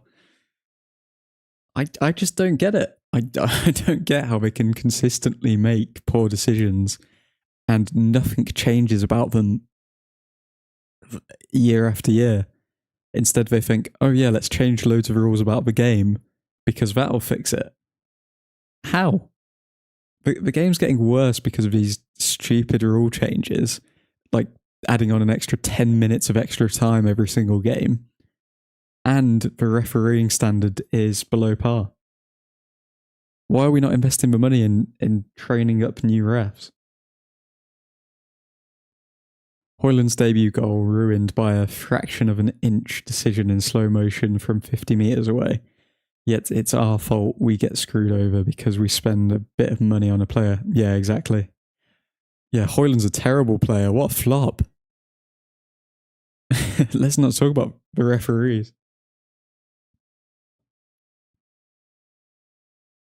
To be fair, I think they're starting the ref interview thing, weekly show at end of match week.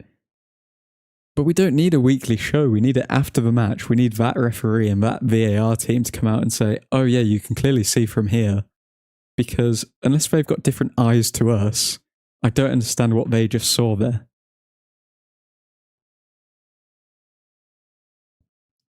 It's okay, admin. We're not a small team, so we won't get a public apology for an incorrect call like other teams do. No, we won't. Instead, we'll just get slated by every bloody... I still think we can come back from this, though, even though we've been screwed and everything's against us. I still think we've got a chance. We just need... We've been playing well, though. It's everything other than the goal. Which, again, is a stupid thing to say because obviously it's a bloody goal. But everything other than that one moment, we've been playing very, very well. Mackenzie, I don't get how they can keep changing the rules, complicating the game when the refs obviously can't keep up with the current rules. The refs are just a bloody...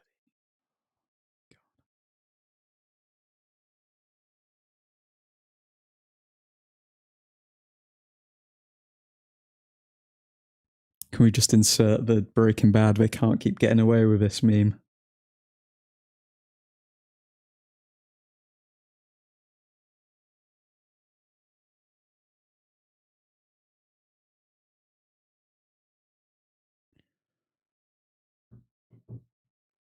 Oh, now I have to see clips and highlights of Arsenal destroy.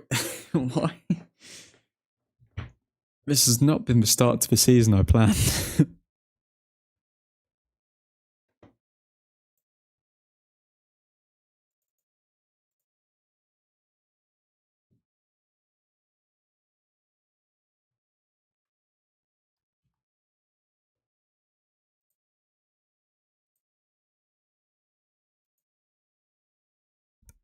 Riots outside the ref houses.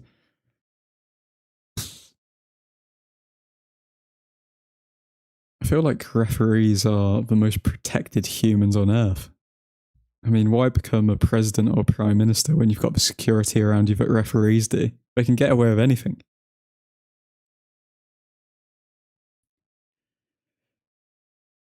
Indeed, Suhan, for fudge's sake. Indeed.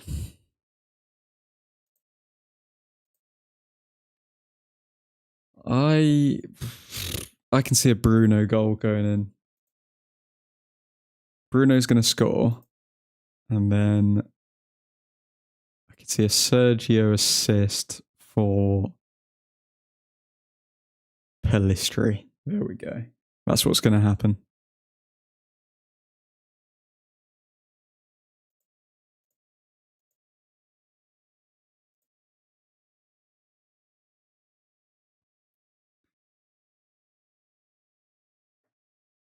Oh, how can we get robbed every week?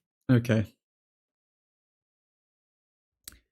To be fair, I can say that we played well, but we still have the problem of, okay,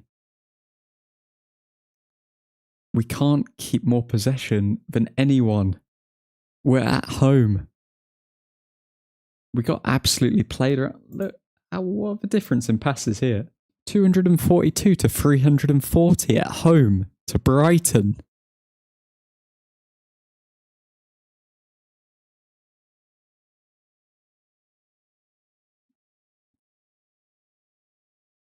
Mackenzie, last thing I'm saying about the refs because I'm boring myself now, but get them mic'd up so we can understand the decision. Yeah, exactly. We just need something, like give us something so that we can at least understand where the refs are coming from. Not a press run after the match or days after when they've prepared themselves. So I want to hear stuff when it's going down. Loving Hoyland's performance so far. He's had a decent performance. I can't say I'm too blown away. But he's played well. I'd prefer to see him as a single striker rather than in the partnership with Rashford. Most of our dangerous attacks have come from when Rashford's down the left wing, so why don't we just play him there already? And then play Hoyland down the middle.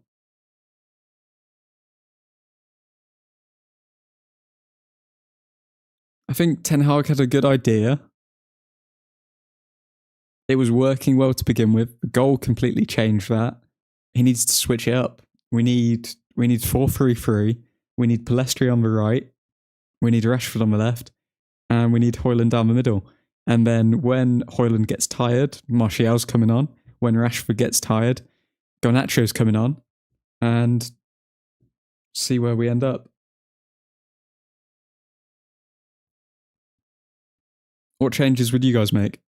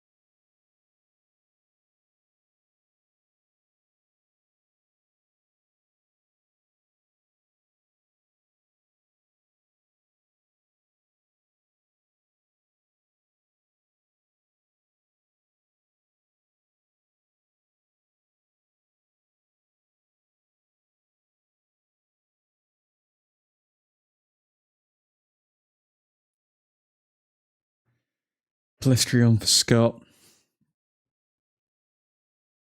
Do you think Ten Hag will make that at the start of the half? This is what I want to see from Ten Hag as well. He needs to make these decisions now at the start of the half. He can't wait until the 65th minute mark and do it like he does every single time. He needs to make these changes straight away if we've got any hope.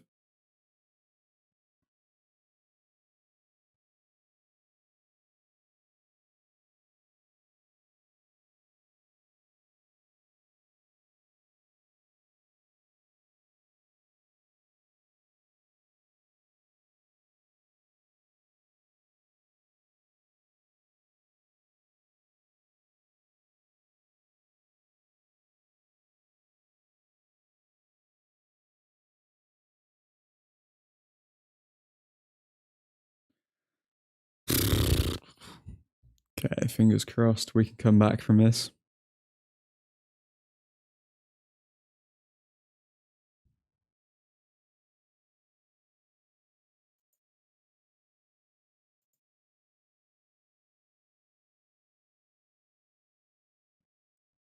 Too late to make a major difference most of the time. Yeah, I think that's actually one of the biggest criticisms I've got of Ten Hag. I mean, so many times we could have made changes at half time, but we don't, and then we go on to concede a second, and then it's just the game's already gone. Or the most we can get is a draw.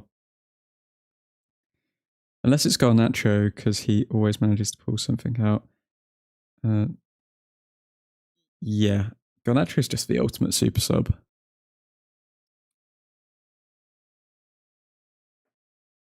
We need to see Palistri though, Ten Hag.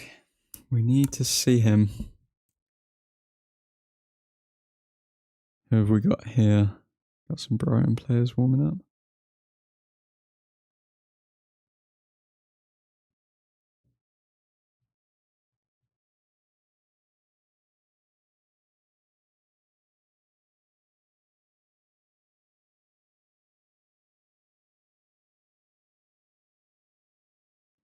So yeah, changes from me. Palistri on for Scott. Rashford moved out to the left wing. He's taken off at around 75th, 80th minute. Højlund up the middle. Probably take Højlund off 70th minute because it is his first full game of Premier League football and he had that back injury thing. So we're going to take him off around the 70th minute for Martial. And yeah, then we'll end the game with Garnacho on the left, Martial down the middle, and Palistri down the right. And we'll see where that takes us. A lot of close ball control type players other than Garnacho.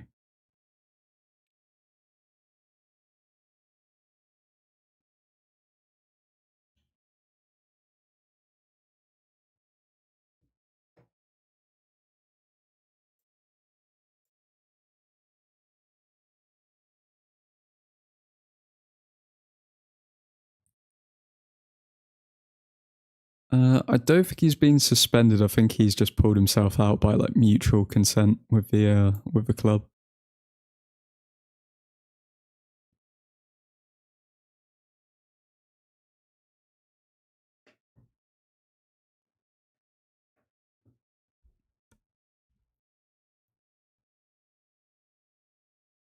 Okay, Onana's having a chat with Delay.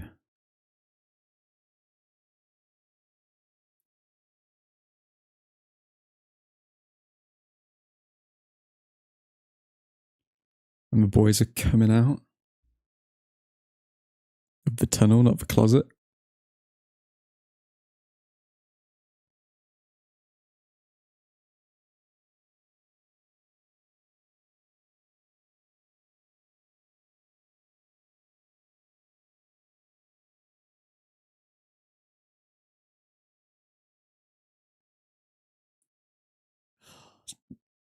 Zerbi looking like a Backstreet Boy with that hairstyle.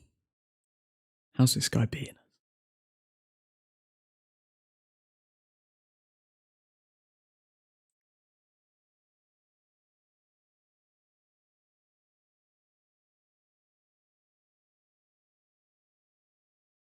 Got a good feeling about this half. Maguire looking on from the sideline.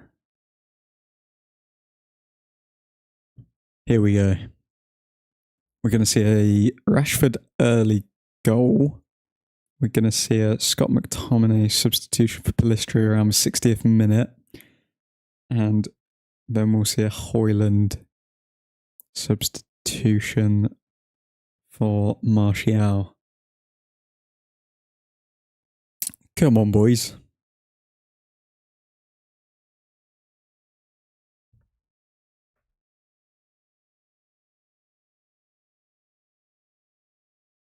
Okay, Onana's just passed it to Brighton.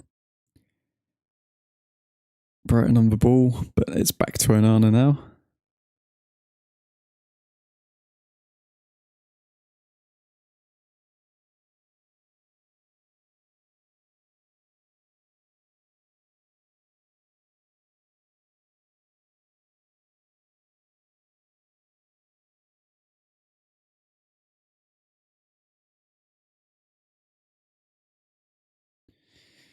Brighton on the attack. Martinez cut out, very good. To Ericsson, to McTominay, back to Lindelof. Lindelof out wide to Højlund, to Casemiro. Casemiro to Delo. The ball is over hit. Poor from Casemiro there.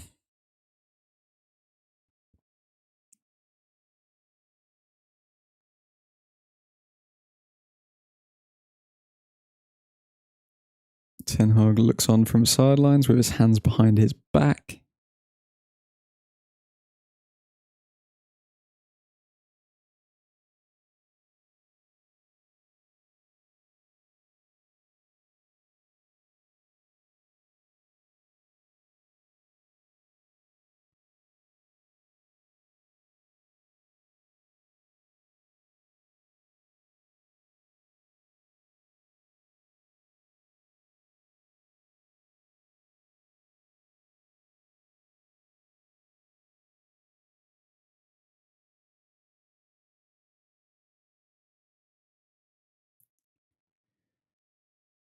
Okay, good defending from Delo there. Delo to Bruno. Bruno out wide to Rashford down the left-hand side. What can Rashford do? Rashford takes on his man. Plays the ball back in, but Højlund couldn't get to it.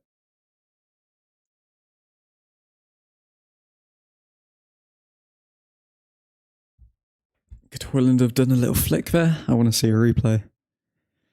Brighton on the attack now. Brighton, Danny Welbeck.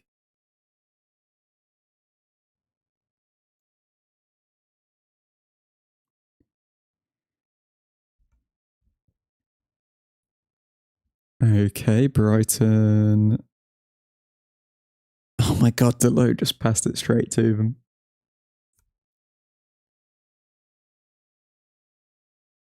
Onana out to collect, good. Sergio down the left. To Rashford. Rashford to Martinez. Martinez drives forward. Martinez to Højlund. Højlund holds up. Højlund, poor touch. Poor from him.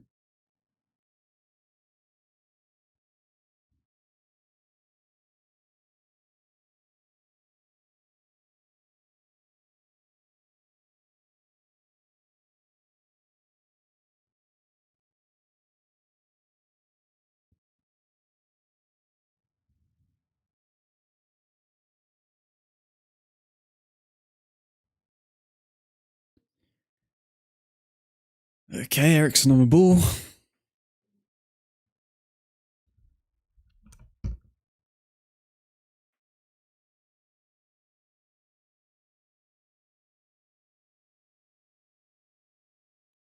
Eriksen to Martinez. To Bruno.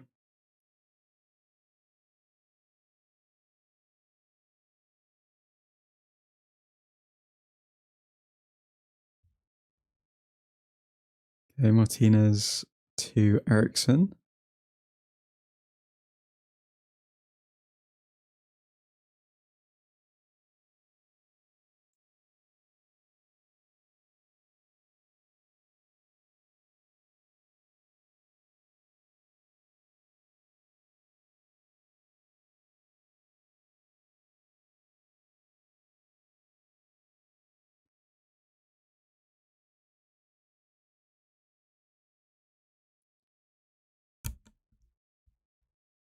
Mackenzie just seen another view of the ball being out, and it's the exact same as Japan goal versus Germany, where if you look from above, it's not over the line, but we're United, so it's out. Yeah. And our own fans are going to go with it as well, just because we're addicted to the drama, but that wasn't out. The entire ball has to be out for it to classify as out, and that entire ball was not over that line. I'm surprised we don't have like pitch sensors for that as well. If we've got goal line technology when it comes to like the goal line, why don't we have it when it comes to all the other lines of a pitch? It makes no sense.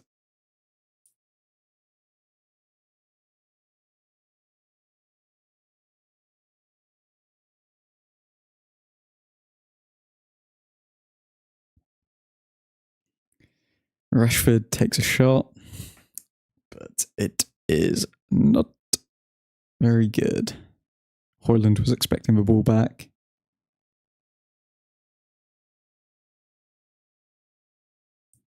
Don't know if Rashford would have been able to thread it through there, but Højlund was available.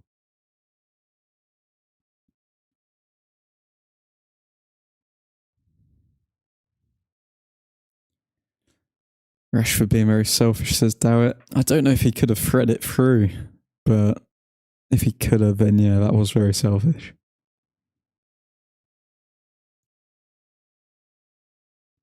The problem is people will look at moments like that and they'll say, oh, Rashford's been selfish this entire game, when realistically he's consistently tried to play Højlund in, so...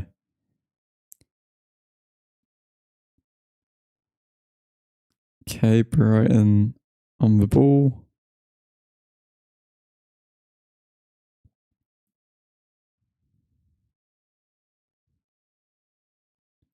Brighton passing it around.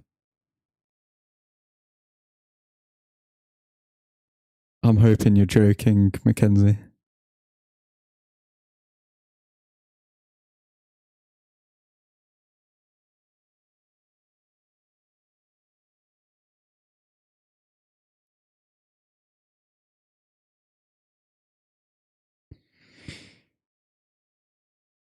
And it's 2-0 to Brighton.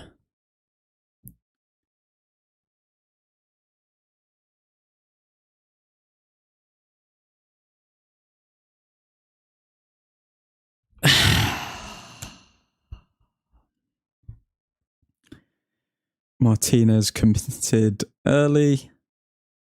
We took the shot and Onana was unable to save.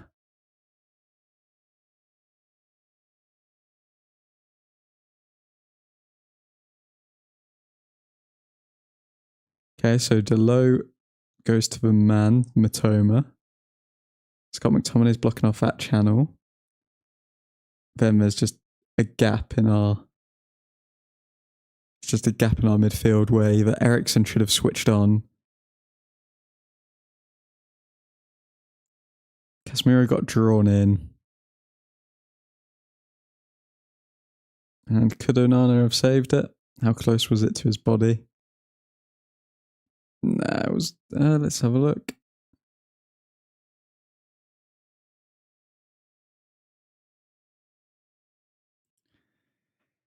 I'd argue it's one of... It's fairly savable, but...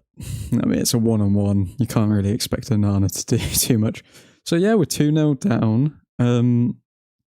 Ten Hag didn't make any changes. And shock, we are 2-0 down. At home to Brighton. We've not lost in how many games at home? And this is where the question marks are going to be thrown. So, why did Ten Hag drop Aaron Wan-Bissaka? Why are we not playing 4-3-3? Why did Pellistri not start? And why have we not made any substitutes at half time when we were 1-0 down at home?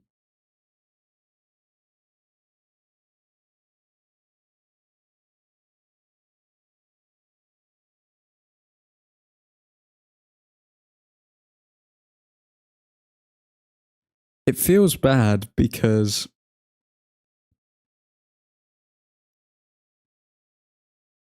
we haven't had many good things to shout about at the start of this season, Mackenzie.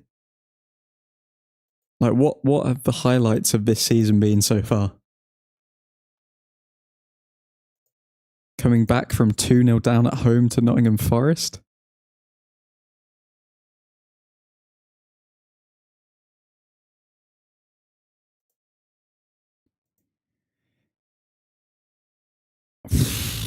Yeah, don't worry, Charlie. I don't blame you. It's not. I don't think you're going to be missing much, but this is just...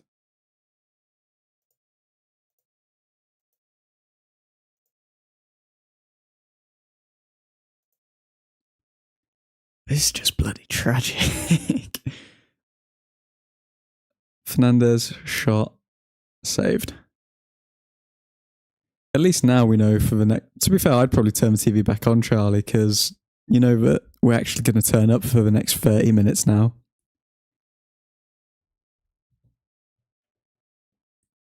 because we should wake up. I don't know why it always takes us to go down to wake up, but it usually does. Mackenzie, exactly what we said was going to happen during half time. Just shows how predictable we are. Yeah, if we don't make the changes, why do we expect the result to be different?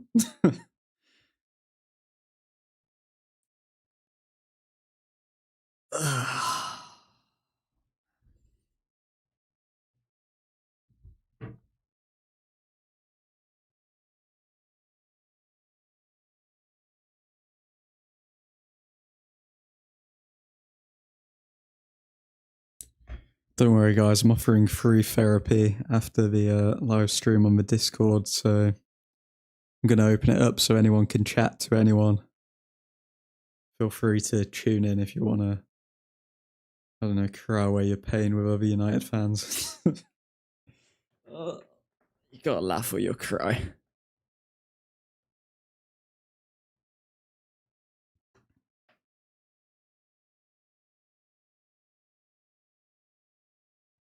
Ooh, let's have a look here. This is the first time United have conceded more than one goal in 4 successive league games since 1979. Oh, what a fun fact. Great. Jahan, I just want to have all the players stand in a line, just go in a line slapping them as hard as possible. United need to start paying the fans therapy costs.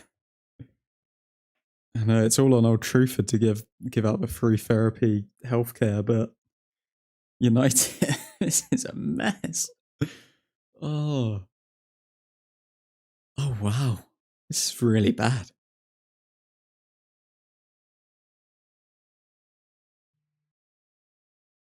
This is like really bad. One goal could completely change this game though, so we've still got that. Why do we have a nice look at the stats again? Woohoo! Stats. Okay, 43% possession at home. So we've had more shots.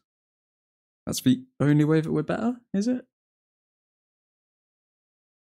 Nice. We've given away less fouls, so we've won the. We're a more honourable team. So that's all that really matters. We've won the moral victory here against Brighton. Who cares about goals anymore? Why do we judge games based on goals scored? We gave away less fouls. We're just great people.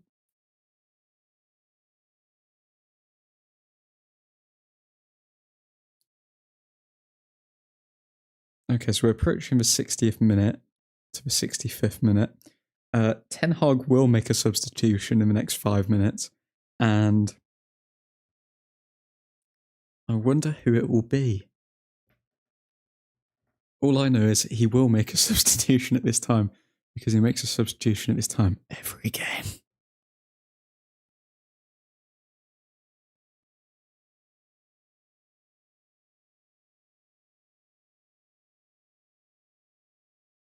That's assuming they don't find another reason to chalk it off for no reason.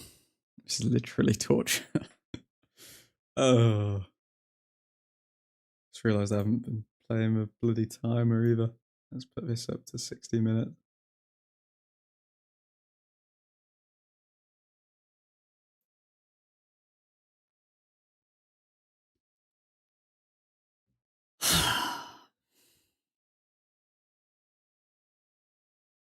So our home record's gone. Unless we do something and Pellistri has a Ballon d'Or style performance. The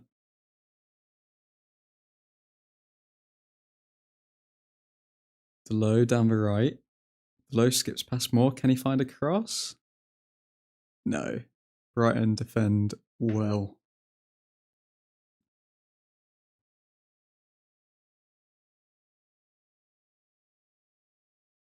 I'm guessing it ain't going to be Sancho, that's for sure. Yeah.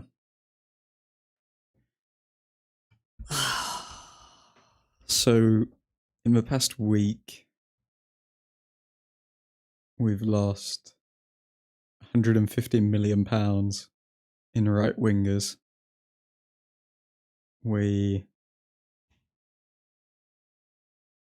aren't in. Are we in the top 10? Are we in the top side of the league? Where are we? Where's the table? We're 11th. We're 11th, and we could go down to 14th.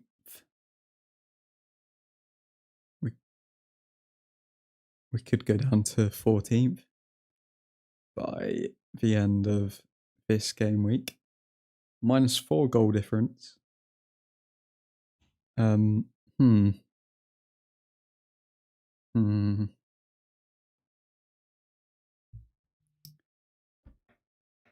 Start a YouTube channel, they said. It would be fun, they said.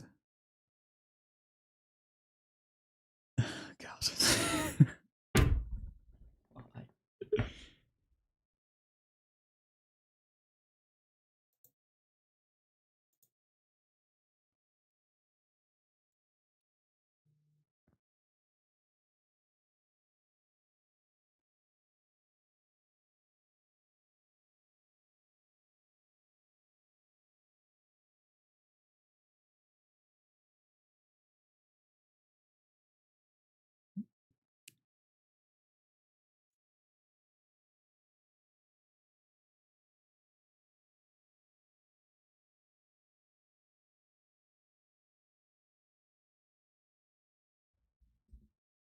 Wait, who's coming on? Wait, Medjbury. Wait, Hannibal and Martial are coming on.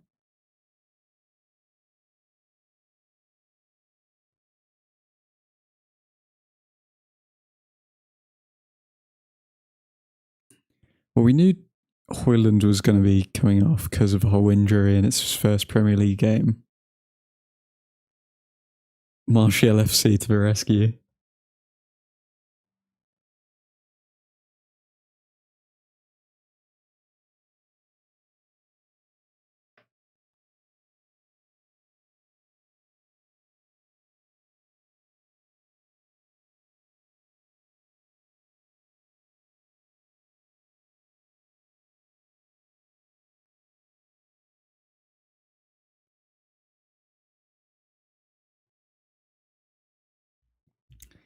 Martial hat-trick. Oh, God.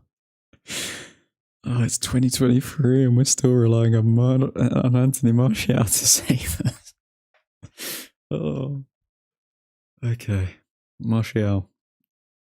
See what you can do, man. Okay. Hannibal wins a foul. Fair play.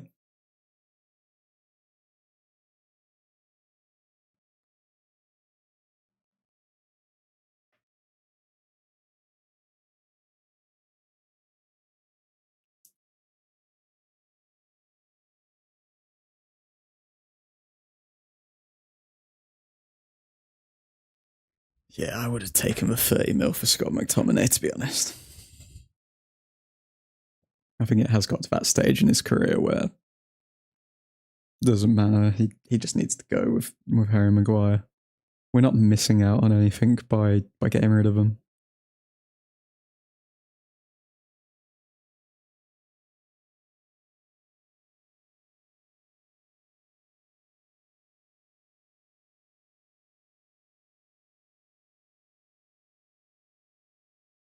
Okay, Rashford steps up for a free kick.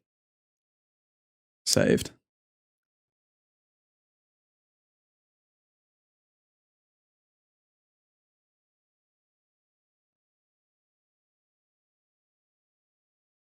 Ooh, Jay Hand says he would have taken 15 for Scott McTominay, 30 as a scam.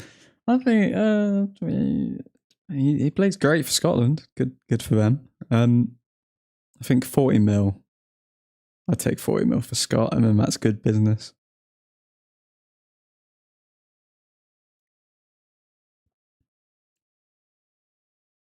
Hannibal pressing. Good to see when he's just come off the bench.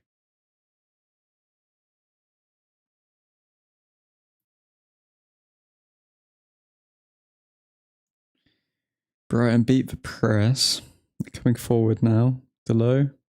Well defended. Scott McTominay. What's he going to do? Passes out wide. Delow to Rashford to Scott McTominay. Oh wait, to Rashford.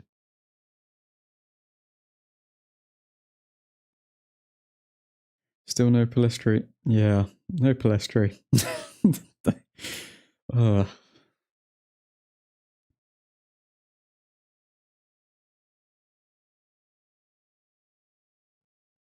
I just don't understand the reluctance to play Palistri. Like, I wonder if he's even, is he just going to get 10 minutes at the end of every game? If that? What? How badly must he be training to not be able to just play him his side?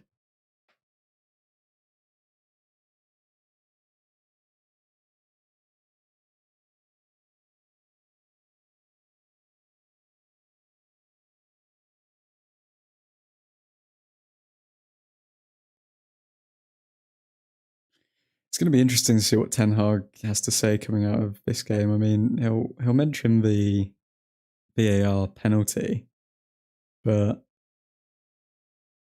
I don't know what else he can really lean towards. Rashford's gone down in the box there, but no penalty given or anything really given.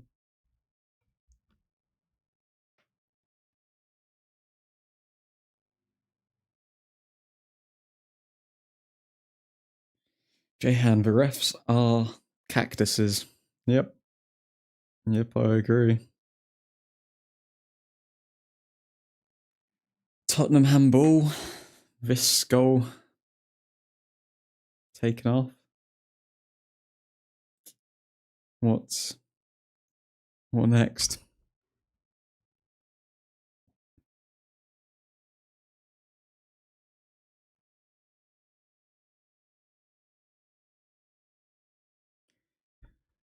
Martial down the right.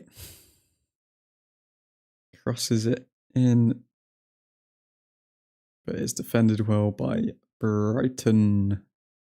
Still 21 minutes to go. We can still at least get a draw from this.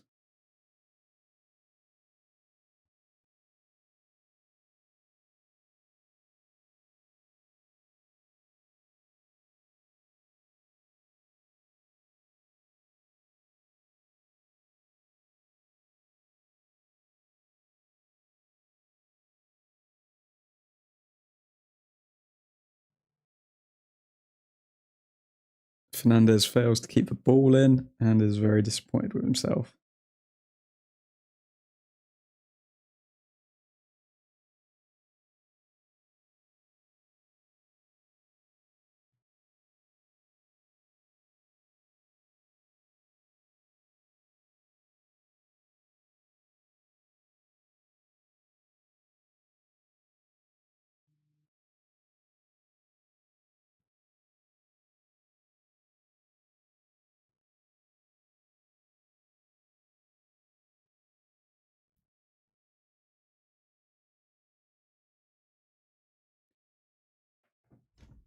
No way.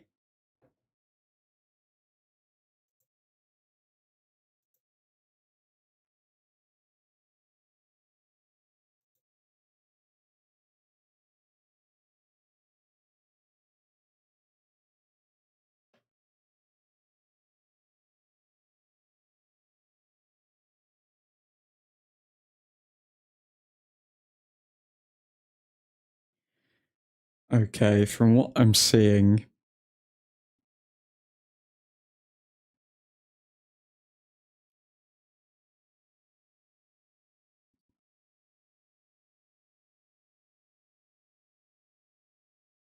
okay, it's 3-0 to Brighton.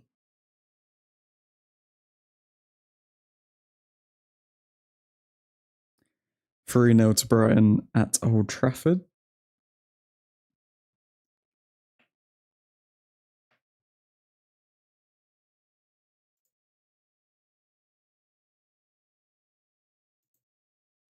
And people are leaving the theatre of nightmares at Gaming, this is torture. I'm honestly depressed. I need to see an angle of that. Could Onana have saved it? Did Onana get his hands to that?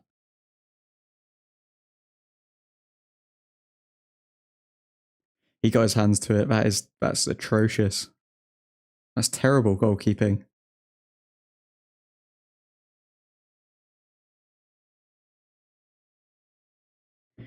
All right. Well, oh god.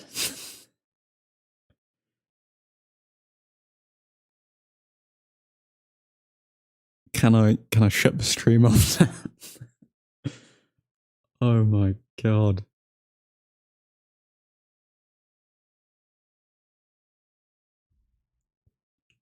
Oh my god, this is painful. Okay. I wonder what the player rating is going to be like.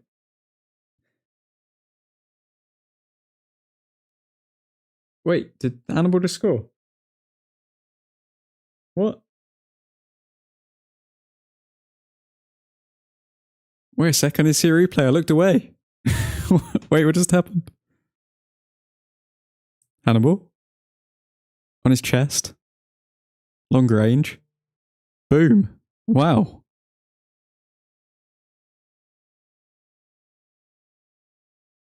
So one of Ten Hag's subs have made an impact. Polistri?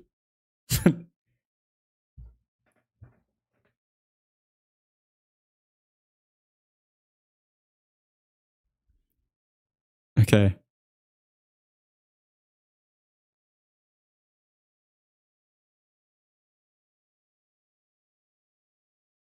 How is this possible? We are this sugar. We're not this sugar. We just scored. We're amazing. Last goal wins. We won. So far, we're winning.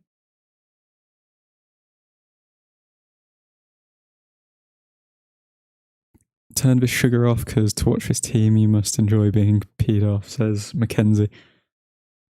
Mackenzie, the comeback of dreams is about to happen.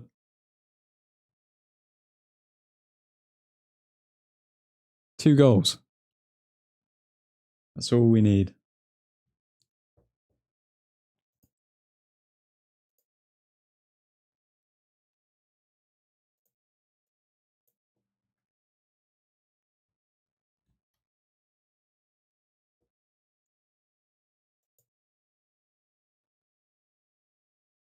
It's gonna happen. It's gonna happen, Mackenzie. You wait for it.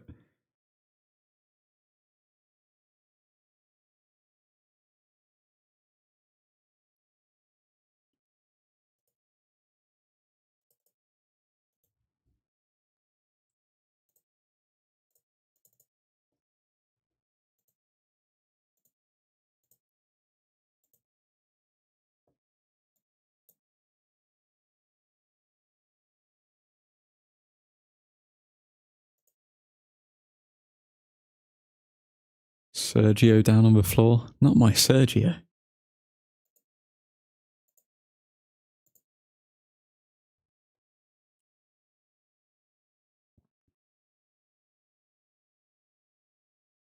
Beltman's a little weasel.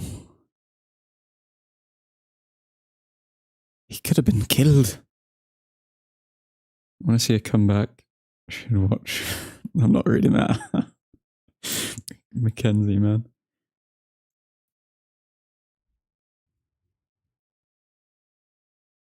Oh, Lindelof. He got up, but he couldn't direct the header.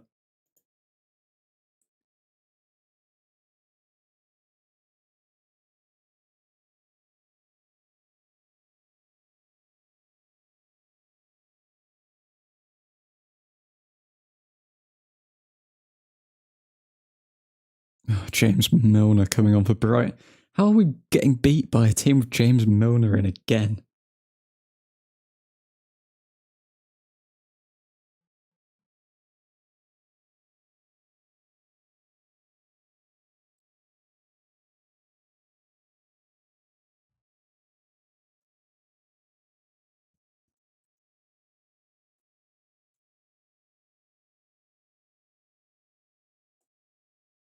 Just gonna get all of his player ratings done.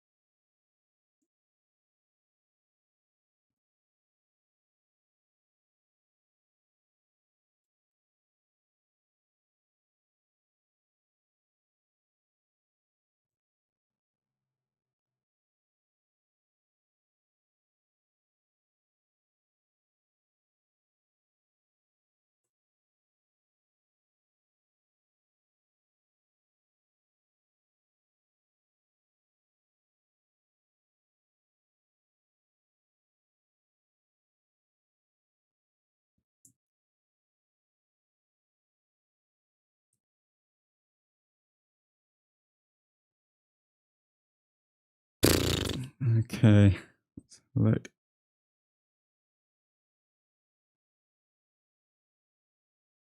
Draw will not be enough. There should be a protest against the Glazers. There's always a protest against the Glazers. We can't do anything. I just need to sell.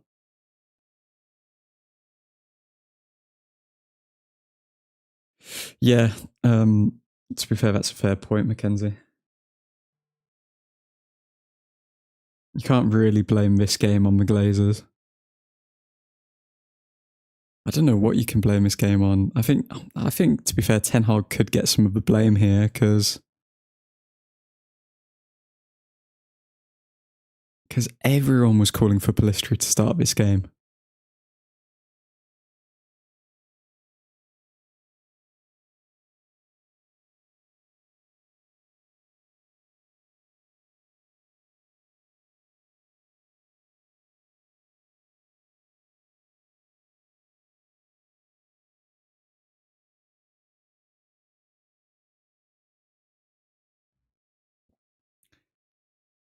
The tactical awareness of this team must be so bad if we can't change a formation and still get a result.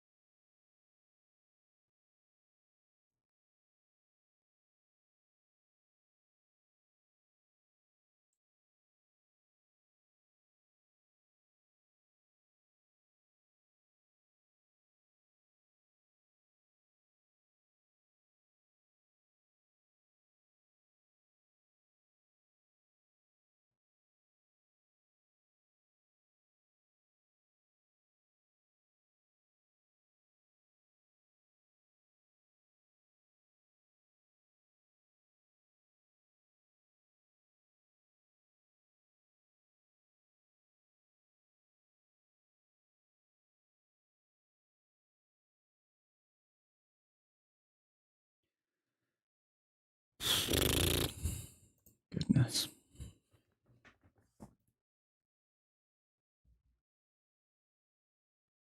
Never thought I'd see the day where United would be run ragged at home by Brighton, says Mackenzie. Jehan again. Scored again. Being a United fan is on another level of pain, says it's gaming. The refs do it on purpose, I feel, to make a name for themselves. If this was City, bang pens galore.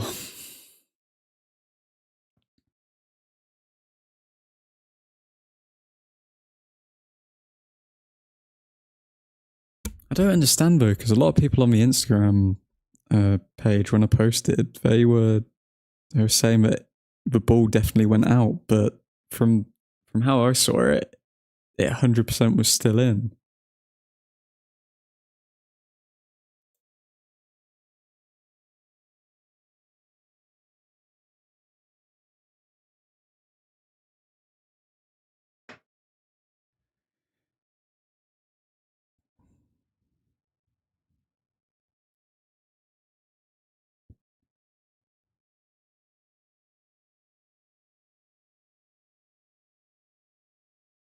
Yeah, that's what I was thinking, Mackenzie.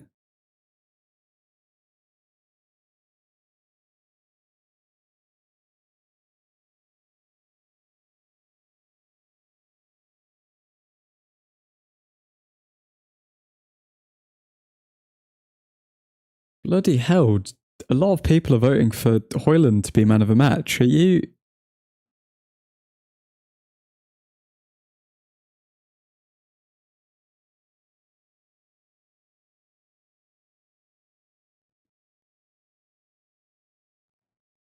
Do you guys think that Hoyland was man of the match?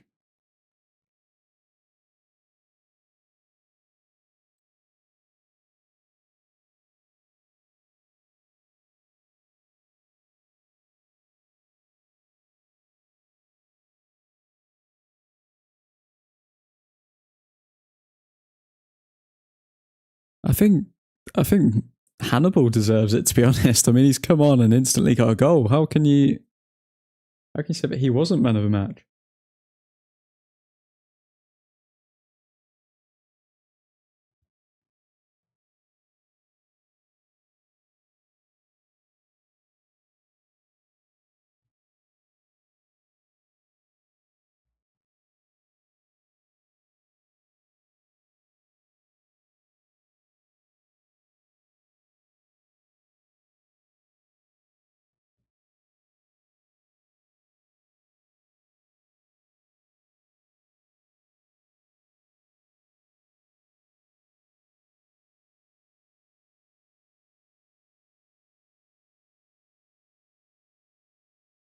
Okay, looks like Palistri is getting ready to come on for the last 10 minutes. Great.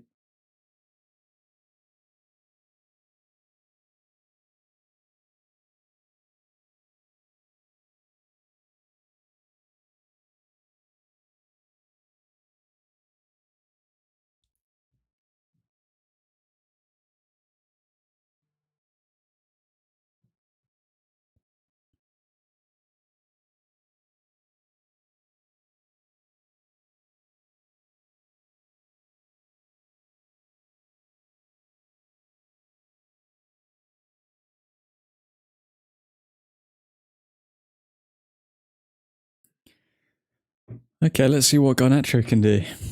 Garnacho, Palistri, and Wan-Bissaka.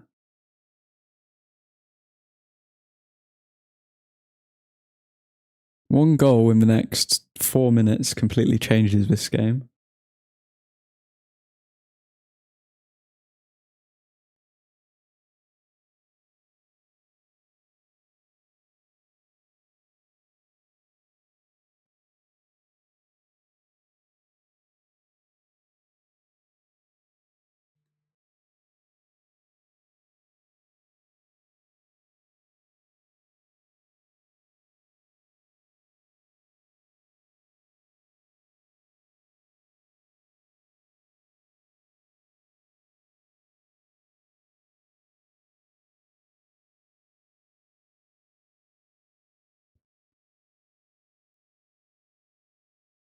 Okay, let's see what we can do.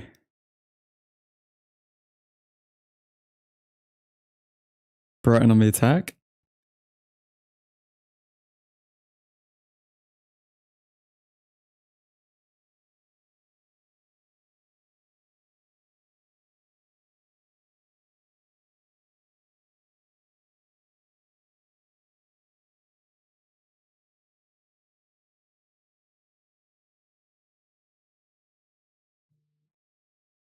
Lindelof giving away a foul. Not very happy with that.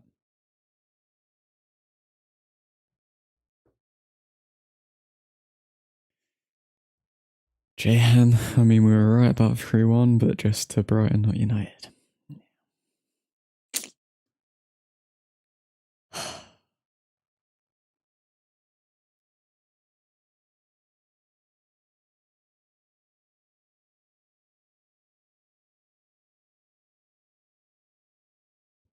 Onana should get a lot of criticism as well, because, I mean, had he not let that third goal in this game, the makeup of it would be very different.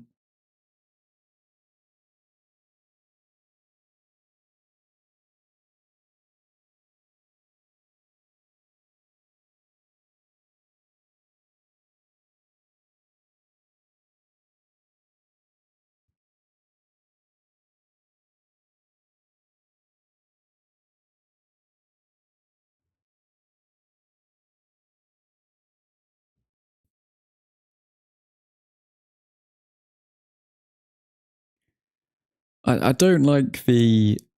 To be honest, I'm not a big fan of the comments of, David De Gea would have saved this or he would have done that. Because realistically, not just David De Gea, any goalkeeper in the world pretty much would have saved that. It wasn't directly at him, but he got his fingertips to it, but just wasn't powerful enough to push it away. It was very poor. And that is the type of mistake that De Gea would have got slated for last season, so Onana needs to take some of the blame there. If not all of it.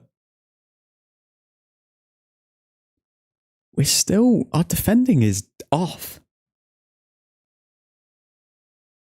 Constantly, Brighton players are just getting picked on the edge of the box and they're getting shots off.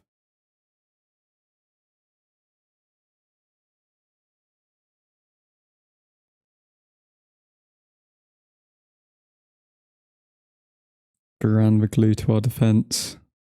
Says McKenzie. And Onana being a bit fishy this season. The third goal was Onana's fault, Nick. I mean, it literally hit his gloves. Onana being fishy this season, says McKenzie. Varane the glue to our defence. Yeah. But how can you be the glue if you're made of glass? I don't know. I don't know what's wrong with the world today, Mama.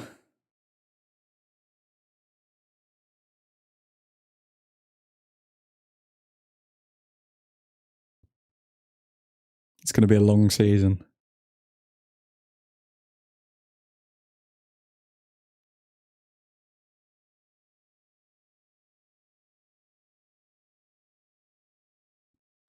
So we haven't been able to grab anything back in the past 4 minutes. Depending on if we have an extra 15 minutes of added on time, which would be great. Officials. Wink, wink. If we can grab that, that would be splendid.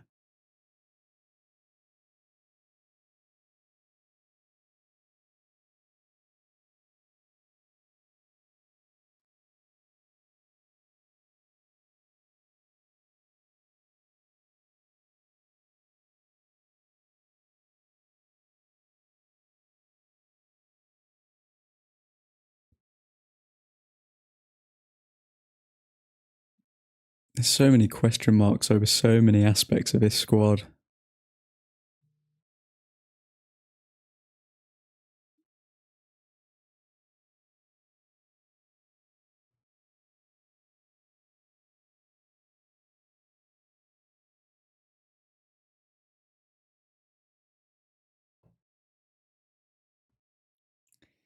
Well, commentators are saying tactically Erik Ten Hag has been completely outclassed by De Zerbi.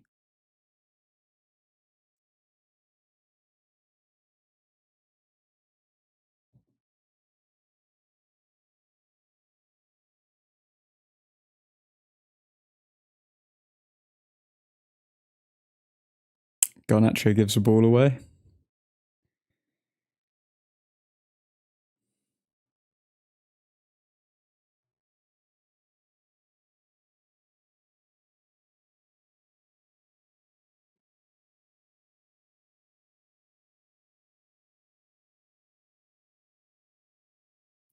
I don't know if we can say that he's been completely outclassed though. And the reasons are, I think first goal, yeah, they cut through us like nothing. Second goal, I think that was a switch off from the defence's point of view. Third goal, Onana should have saved. So,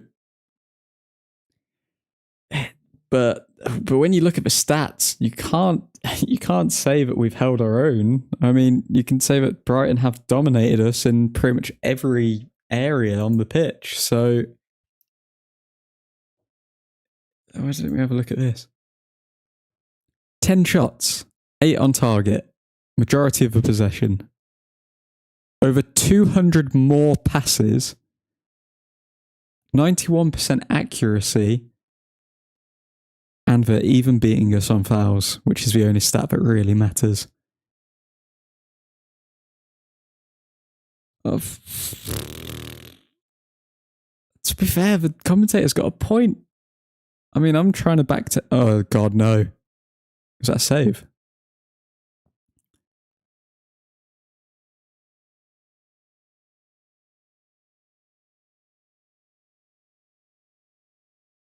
Fernandez chasing back to stop that.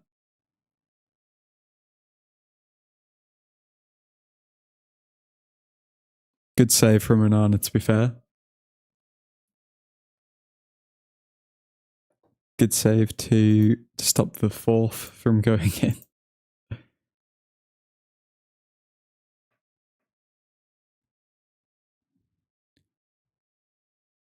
Ilmi says he needed to have more strikers on the pitch, not substitute Rasmus.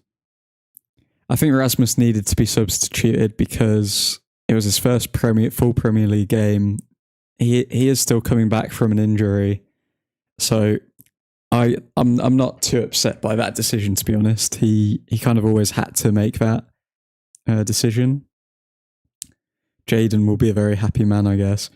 Well, he shouldn't be because he's employed by the club, so he shouldn't be happy that the team's failing. But given the fact of how he's responded to other things, I can't say I wouldn't be surprised if he was.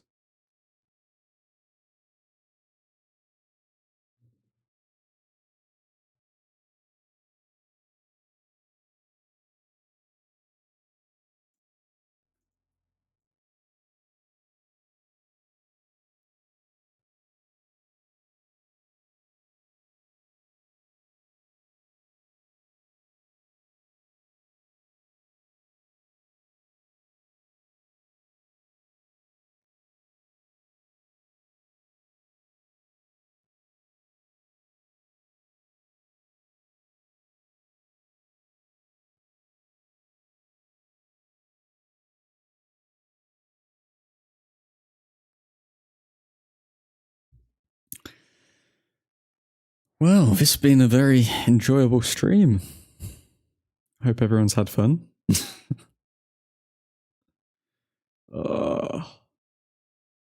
Where do we go from here?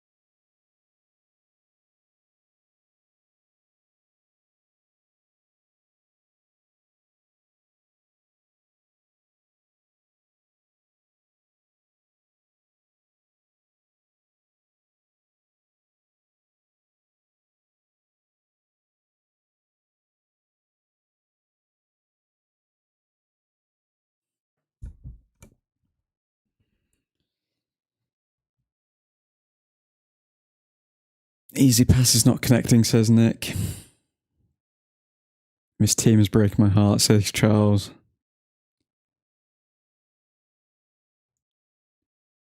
Ilmi, do you think that we have players that can cross, as most of the cross are sugar most of the time? At gaming, I am depressed. I think we have players that can cross, as most of the cross is sugar most of the time. Well, Anthony can't cross because he doesn't have a right foot.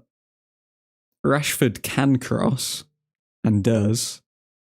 Rashford's crosses are actually fairly decent. Oh,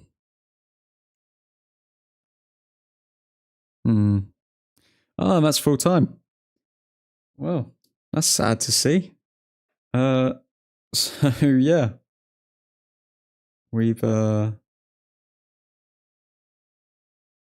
Why don't we look at the stats one final time?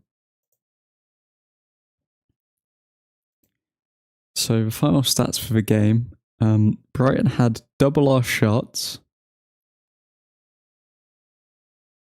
15% more possession, almost 200 more passes, were more accurate with their passes, committed more fouls, got the same yellow cards, were offside less, and they had only one corner in comparison to our 8.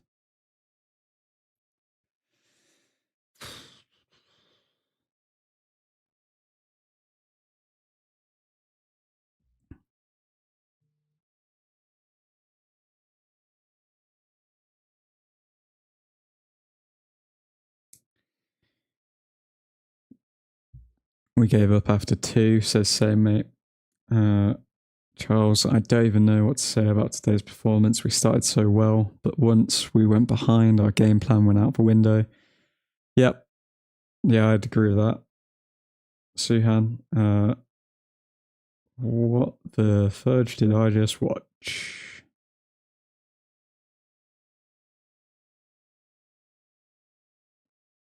Samir, man, it's Graf being a United fan right now. Bad news off the pitch every week and bad news on the pitch every week. Rough time, lads.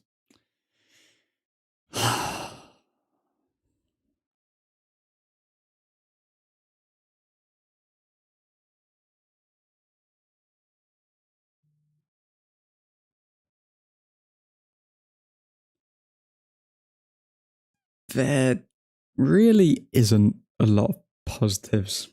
There really aren't a lot of positives to go on about. Brighton have ended United's 20-game unbeaten run at Old Trafford.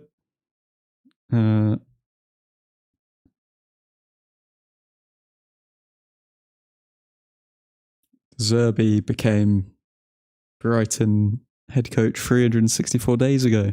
Not even 1 year.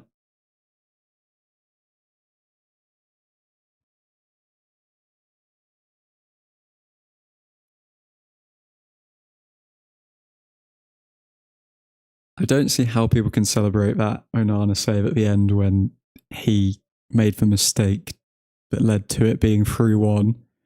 But whatever floats people's boats. I've completely forgot about that, Charles. Yeah, we've got Bayern up next. Great. All right. Well. Bayern Munich. Brighton to Bayern.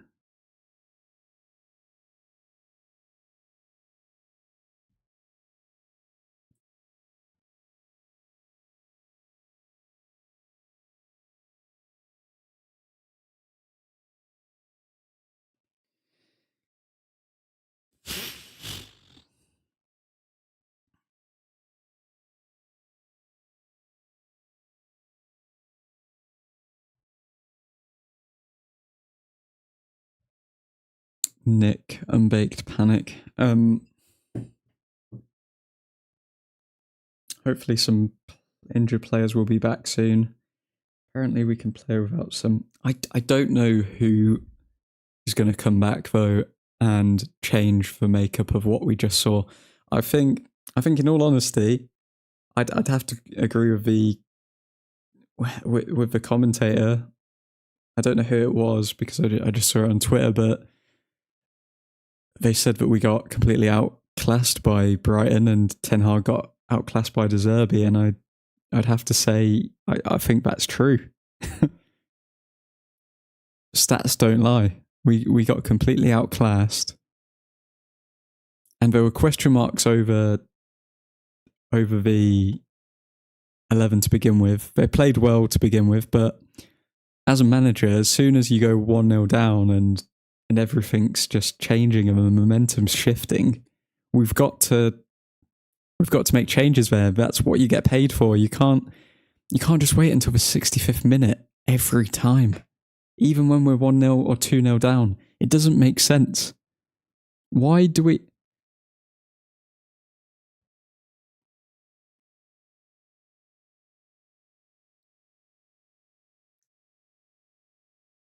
I don't understand the Højlund for Martial sub whatsoever, and then making the attacking subs like 8 minutes to go. McSauce a waste of time. Ten Hag didn't do himself justice at all this game, says Samir. The Højlund sub I can understand. It was his first Premier League game, high intensity, coming back off of a back injury. He'd only played 20 minutes of Premier League football beforehand, and a lot of them... There were a lot of reports going in from like the Danish team how they're easing him in and all of this stuff. So I think it's more of a health precaution rather than anything else, or a health fitness precaution. So I can understand that sub out of all of them. I think that's 4 consecutive losses to Brighton now, says Diego. De Zerbi definitely has the Boldies number. Great. Fudge's sake.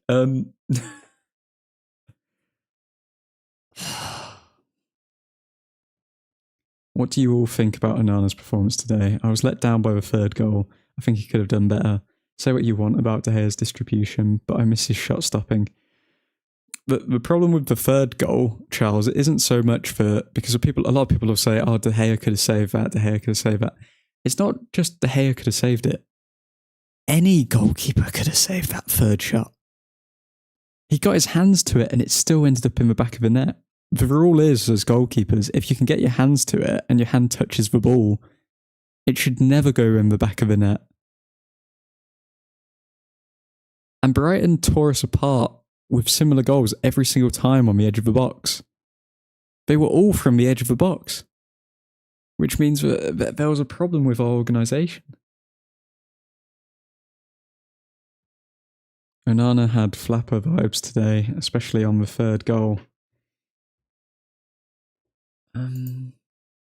Yeah, proper flapper.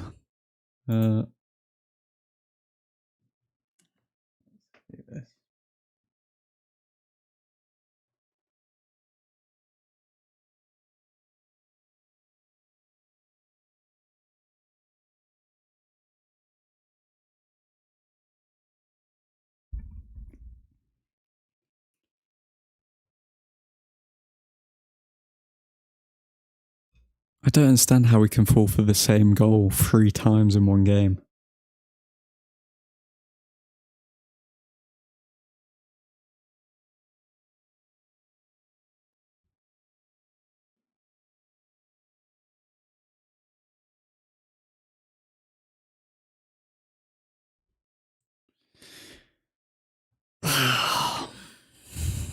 Can we turn the season around with a win at Bayern? We've kind of been saying it every single game since the Wolves game. Can we turn the season around? I think there's just so much stuff going on outside of the pitch that it must be like having an effect on the players to some degree. Because it seems as soon as we go a goal down, our heads just drop. I don't get it. I don't get it.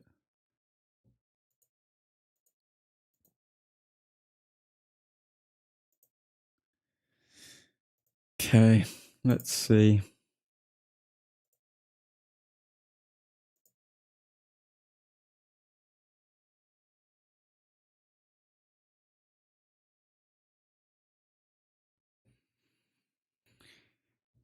Dark, dark days ahead, boys, says Charles.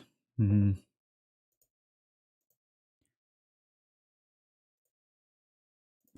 let's do these player ratings.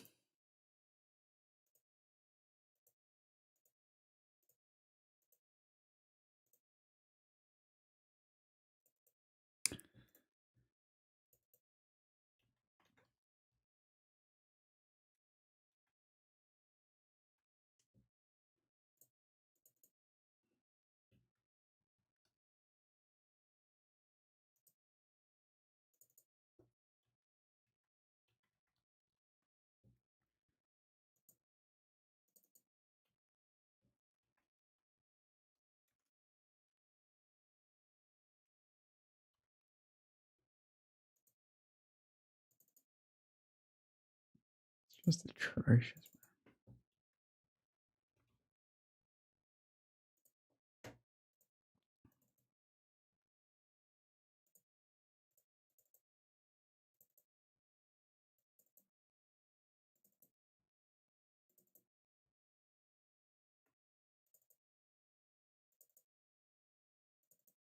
3-1 to Brighton at home. I don't understand how we've managed it.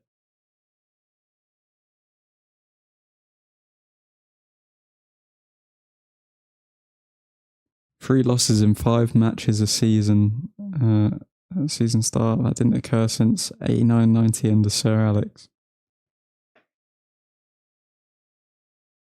That isn't the way that Ten Hag probably wants to be compared to Sir Alex, is it? If we're being honest.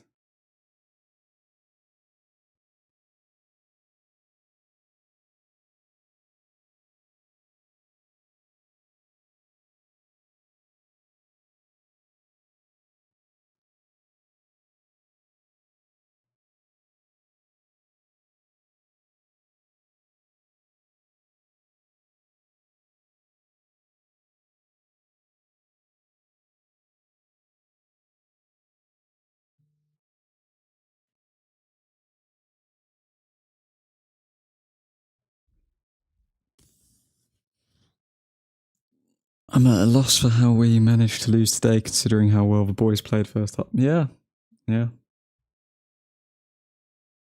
Ilmi.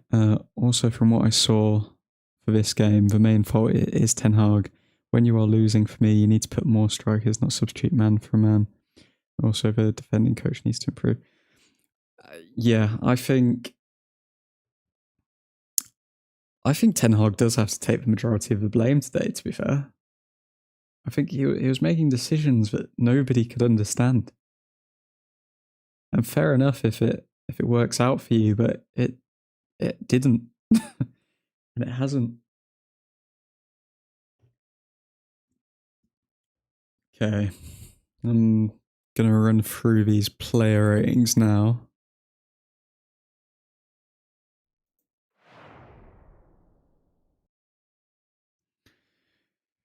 So, we're going to start off with Onana. Third goal, destroyed the game. Couldn't do anything about the first two, to be honest. I think conceding 3, he's got to get a 5.5.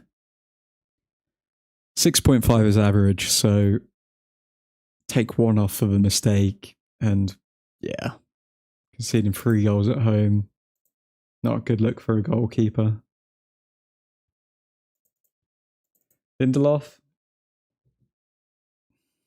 I think he did fairly well. Again, all of the goals really came from the edge of the box, which isn't necessarily the centre-back's duty, it's for midfield, so I think Lindelof, I'll give him a generous 6.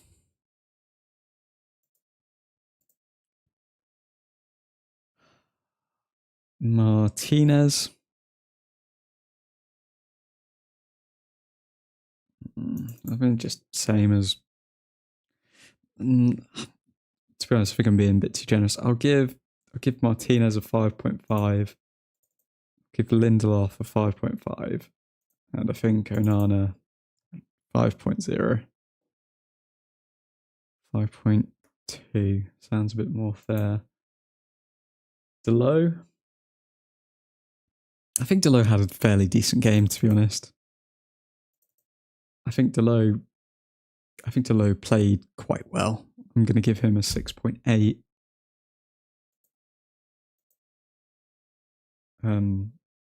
Sergio showed sparks, but pretty much after the 30-minute mark, he just ghosted. I'm giving him a 6.1 for his attacking output. Casemiro,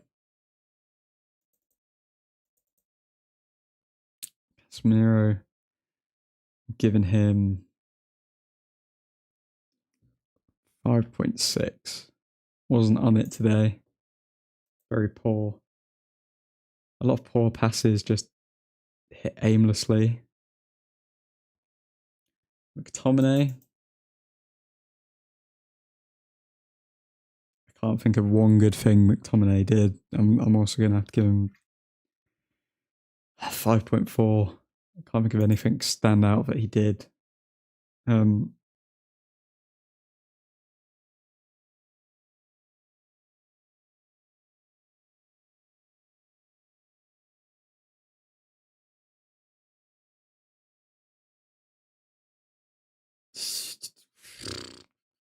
Eriksen. I think out of all the midfielders, he played fairly well. I'm going to give Eriksen 6.3.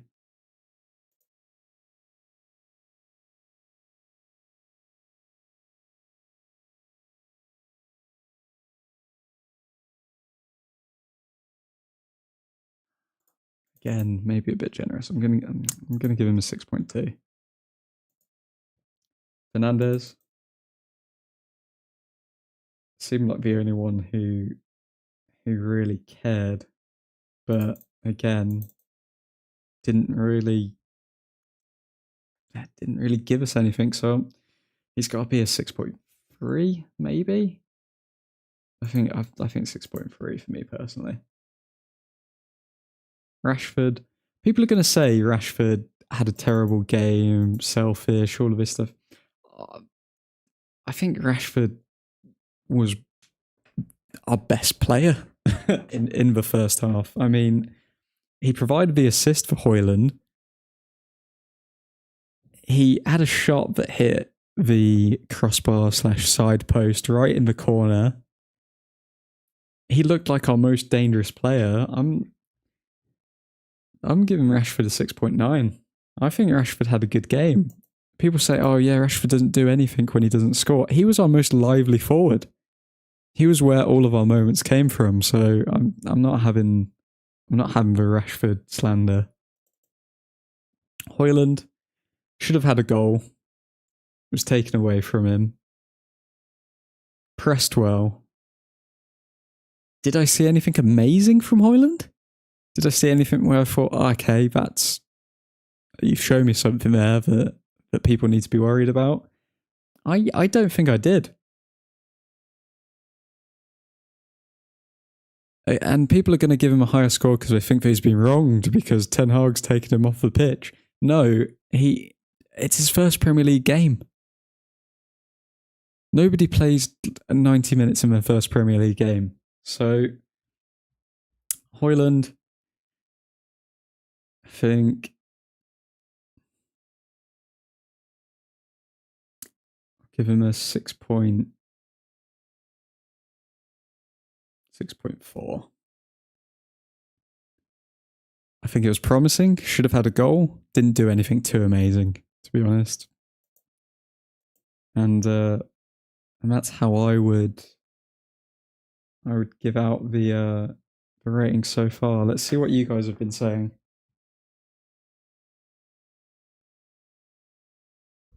Rashford wasn't selfish today. He literally took people on and gave the ball to Højlund to then score, but it was taken off.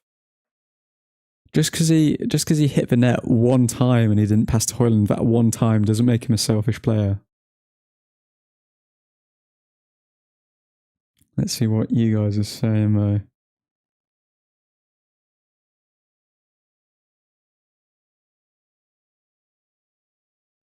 Elsewhere around the league, Liverpool a goal down, come out 3-1 winners. City a goal down, come out 3-1 winners. Effing Tottenham a goal down, going into time added on, win 2-1 winners. Suhan, I'm speechless, mate. I don't know what we're going to do against Bayern next week. Diego, agree. I think he does, throwing on young guns so late at the 8th didn't do any favours. United a goal behind and get spanked and lose 3-1. Rashford was selfish today. I don't know, mate. I don't know if Rashford was particularly selfish. I think I don't know about that.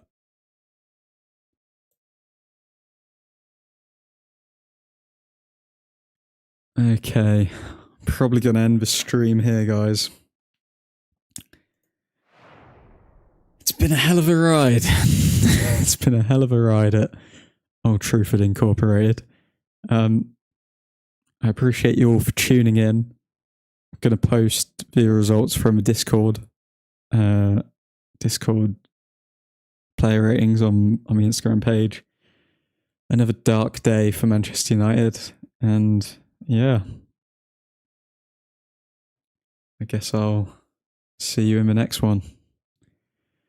Appreciate you all tuning in again. Godspeed.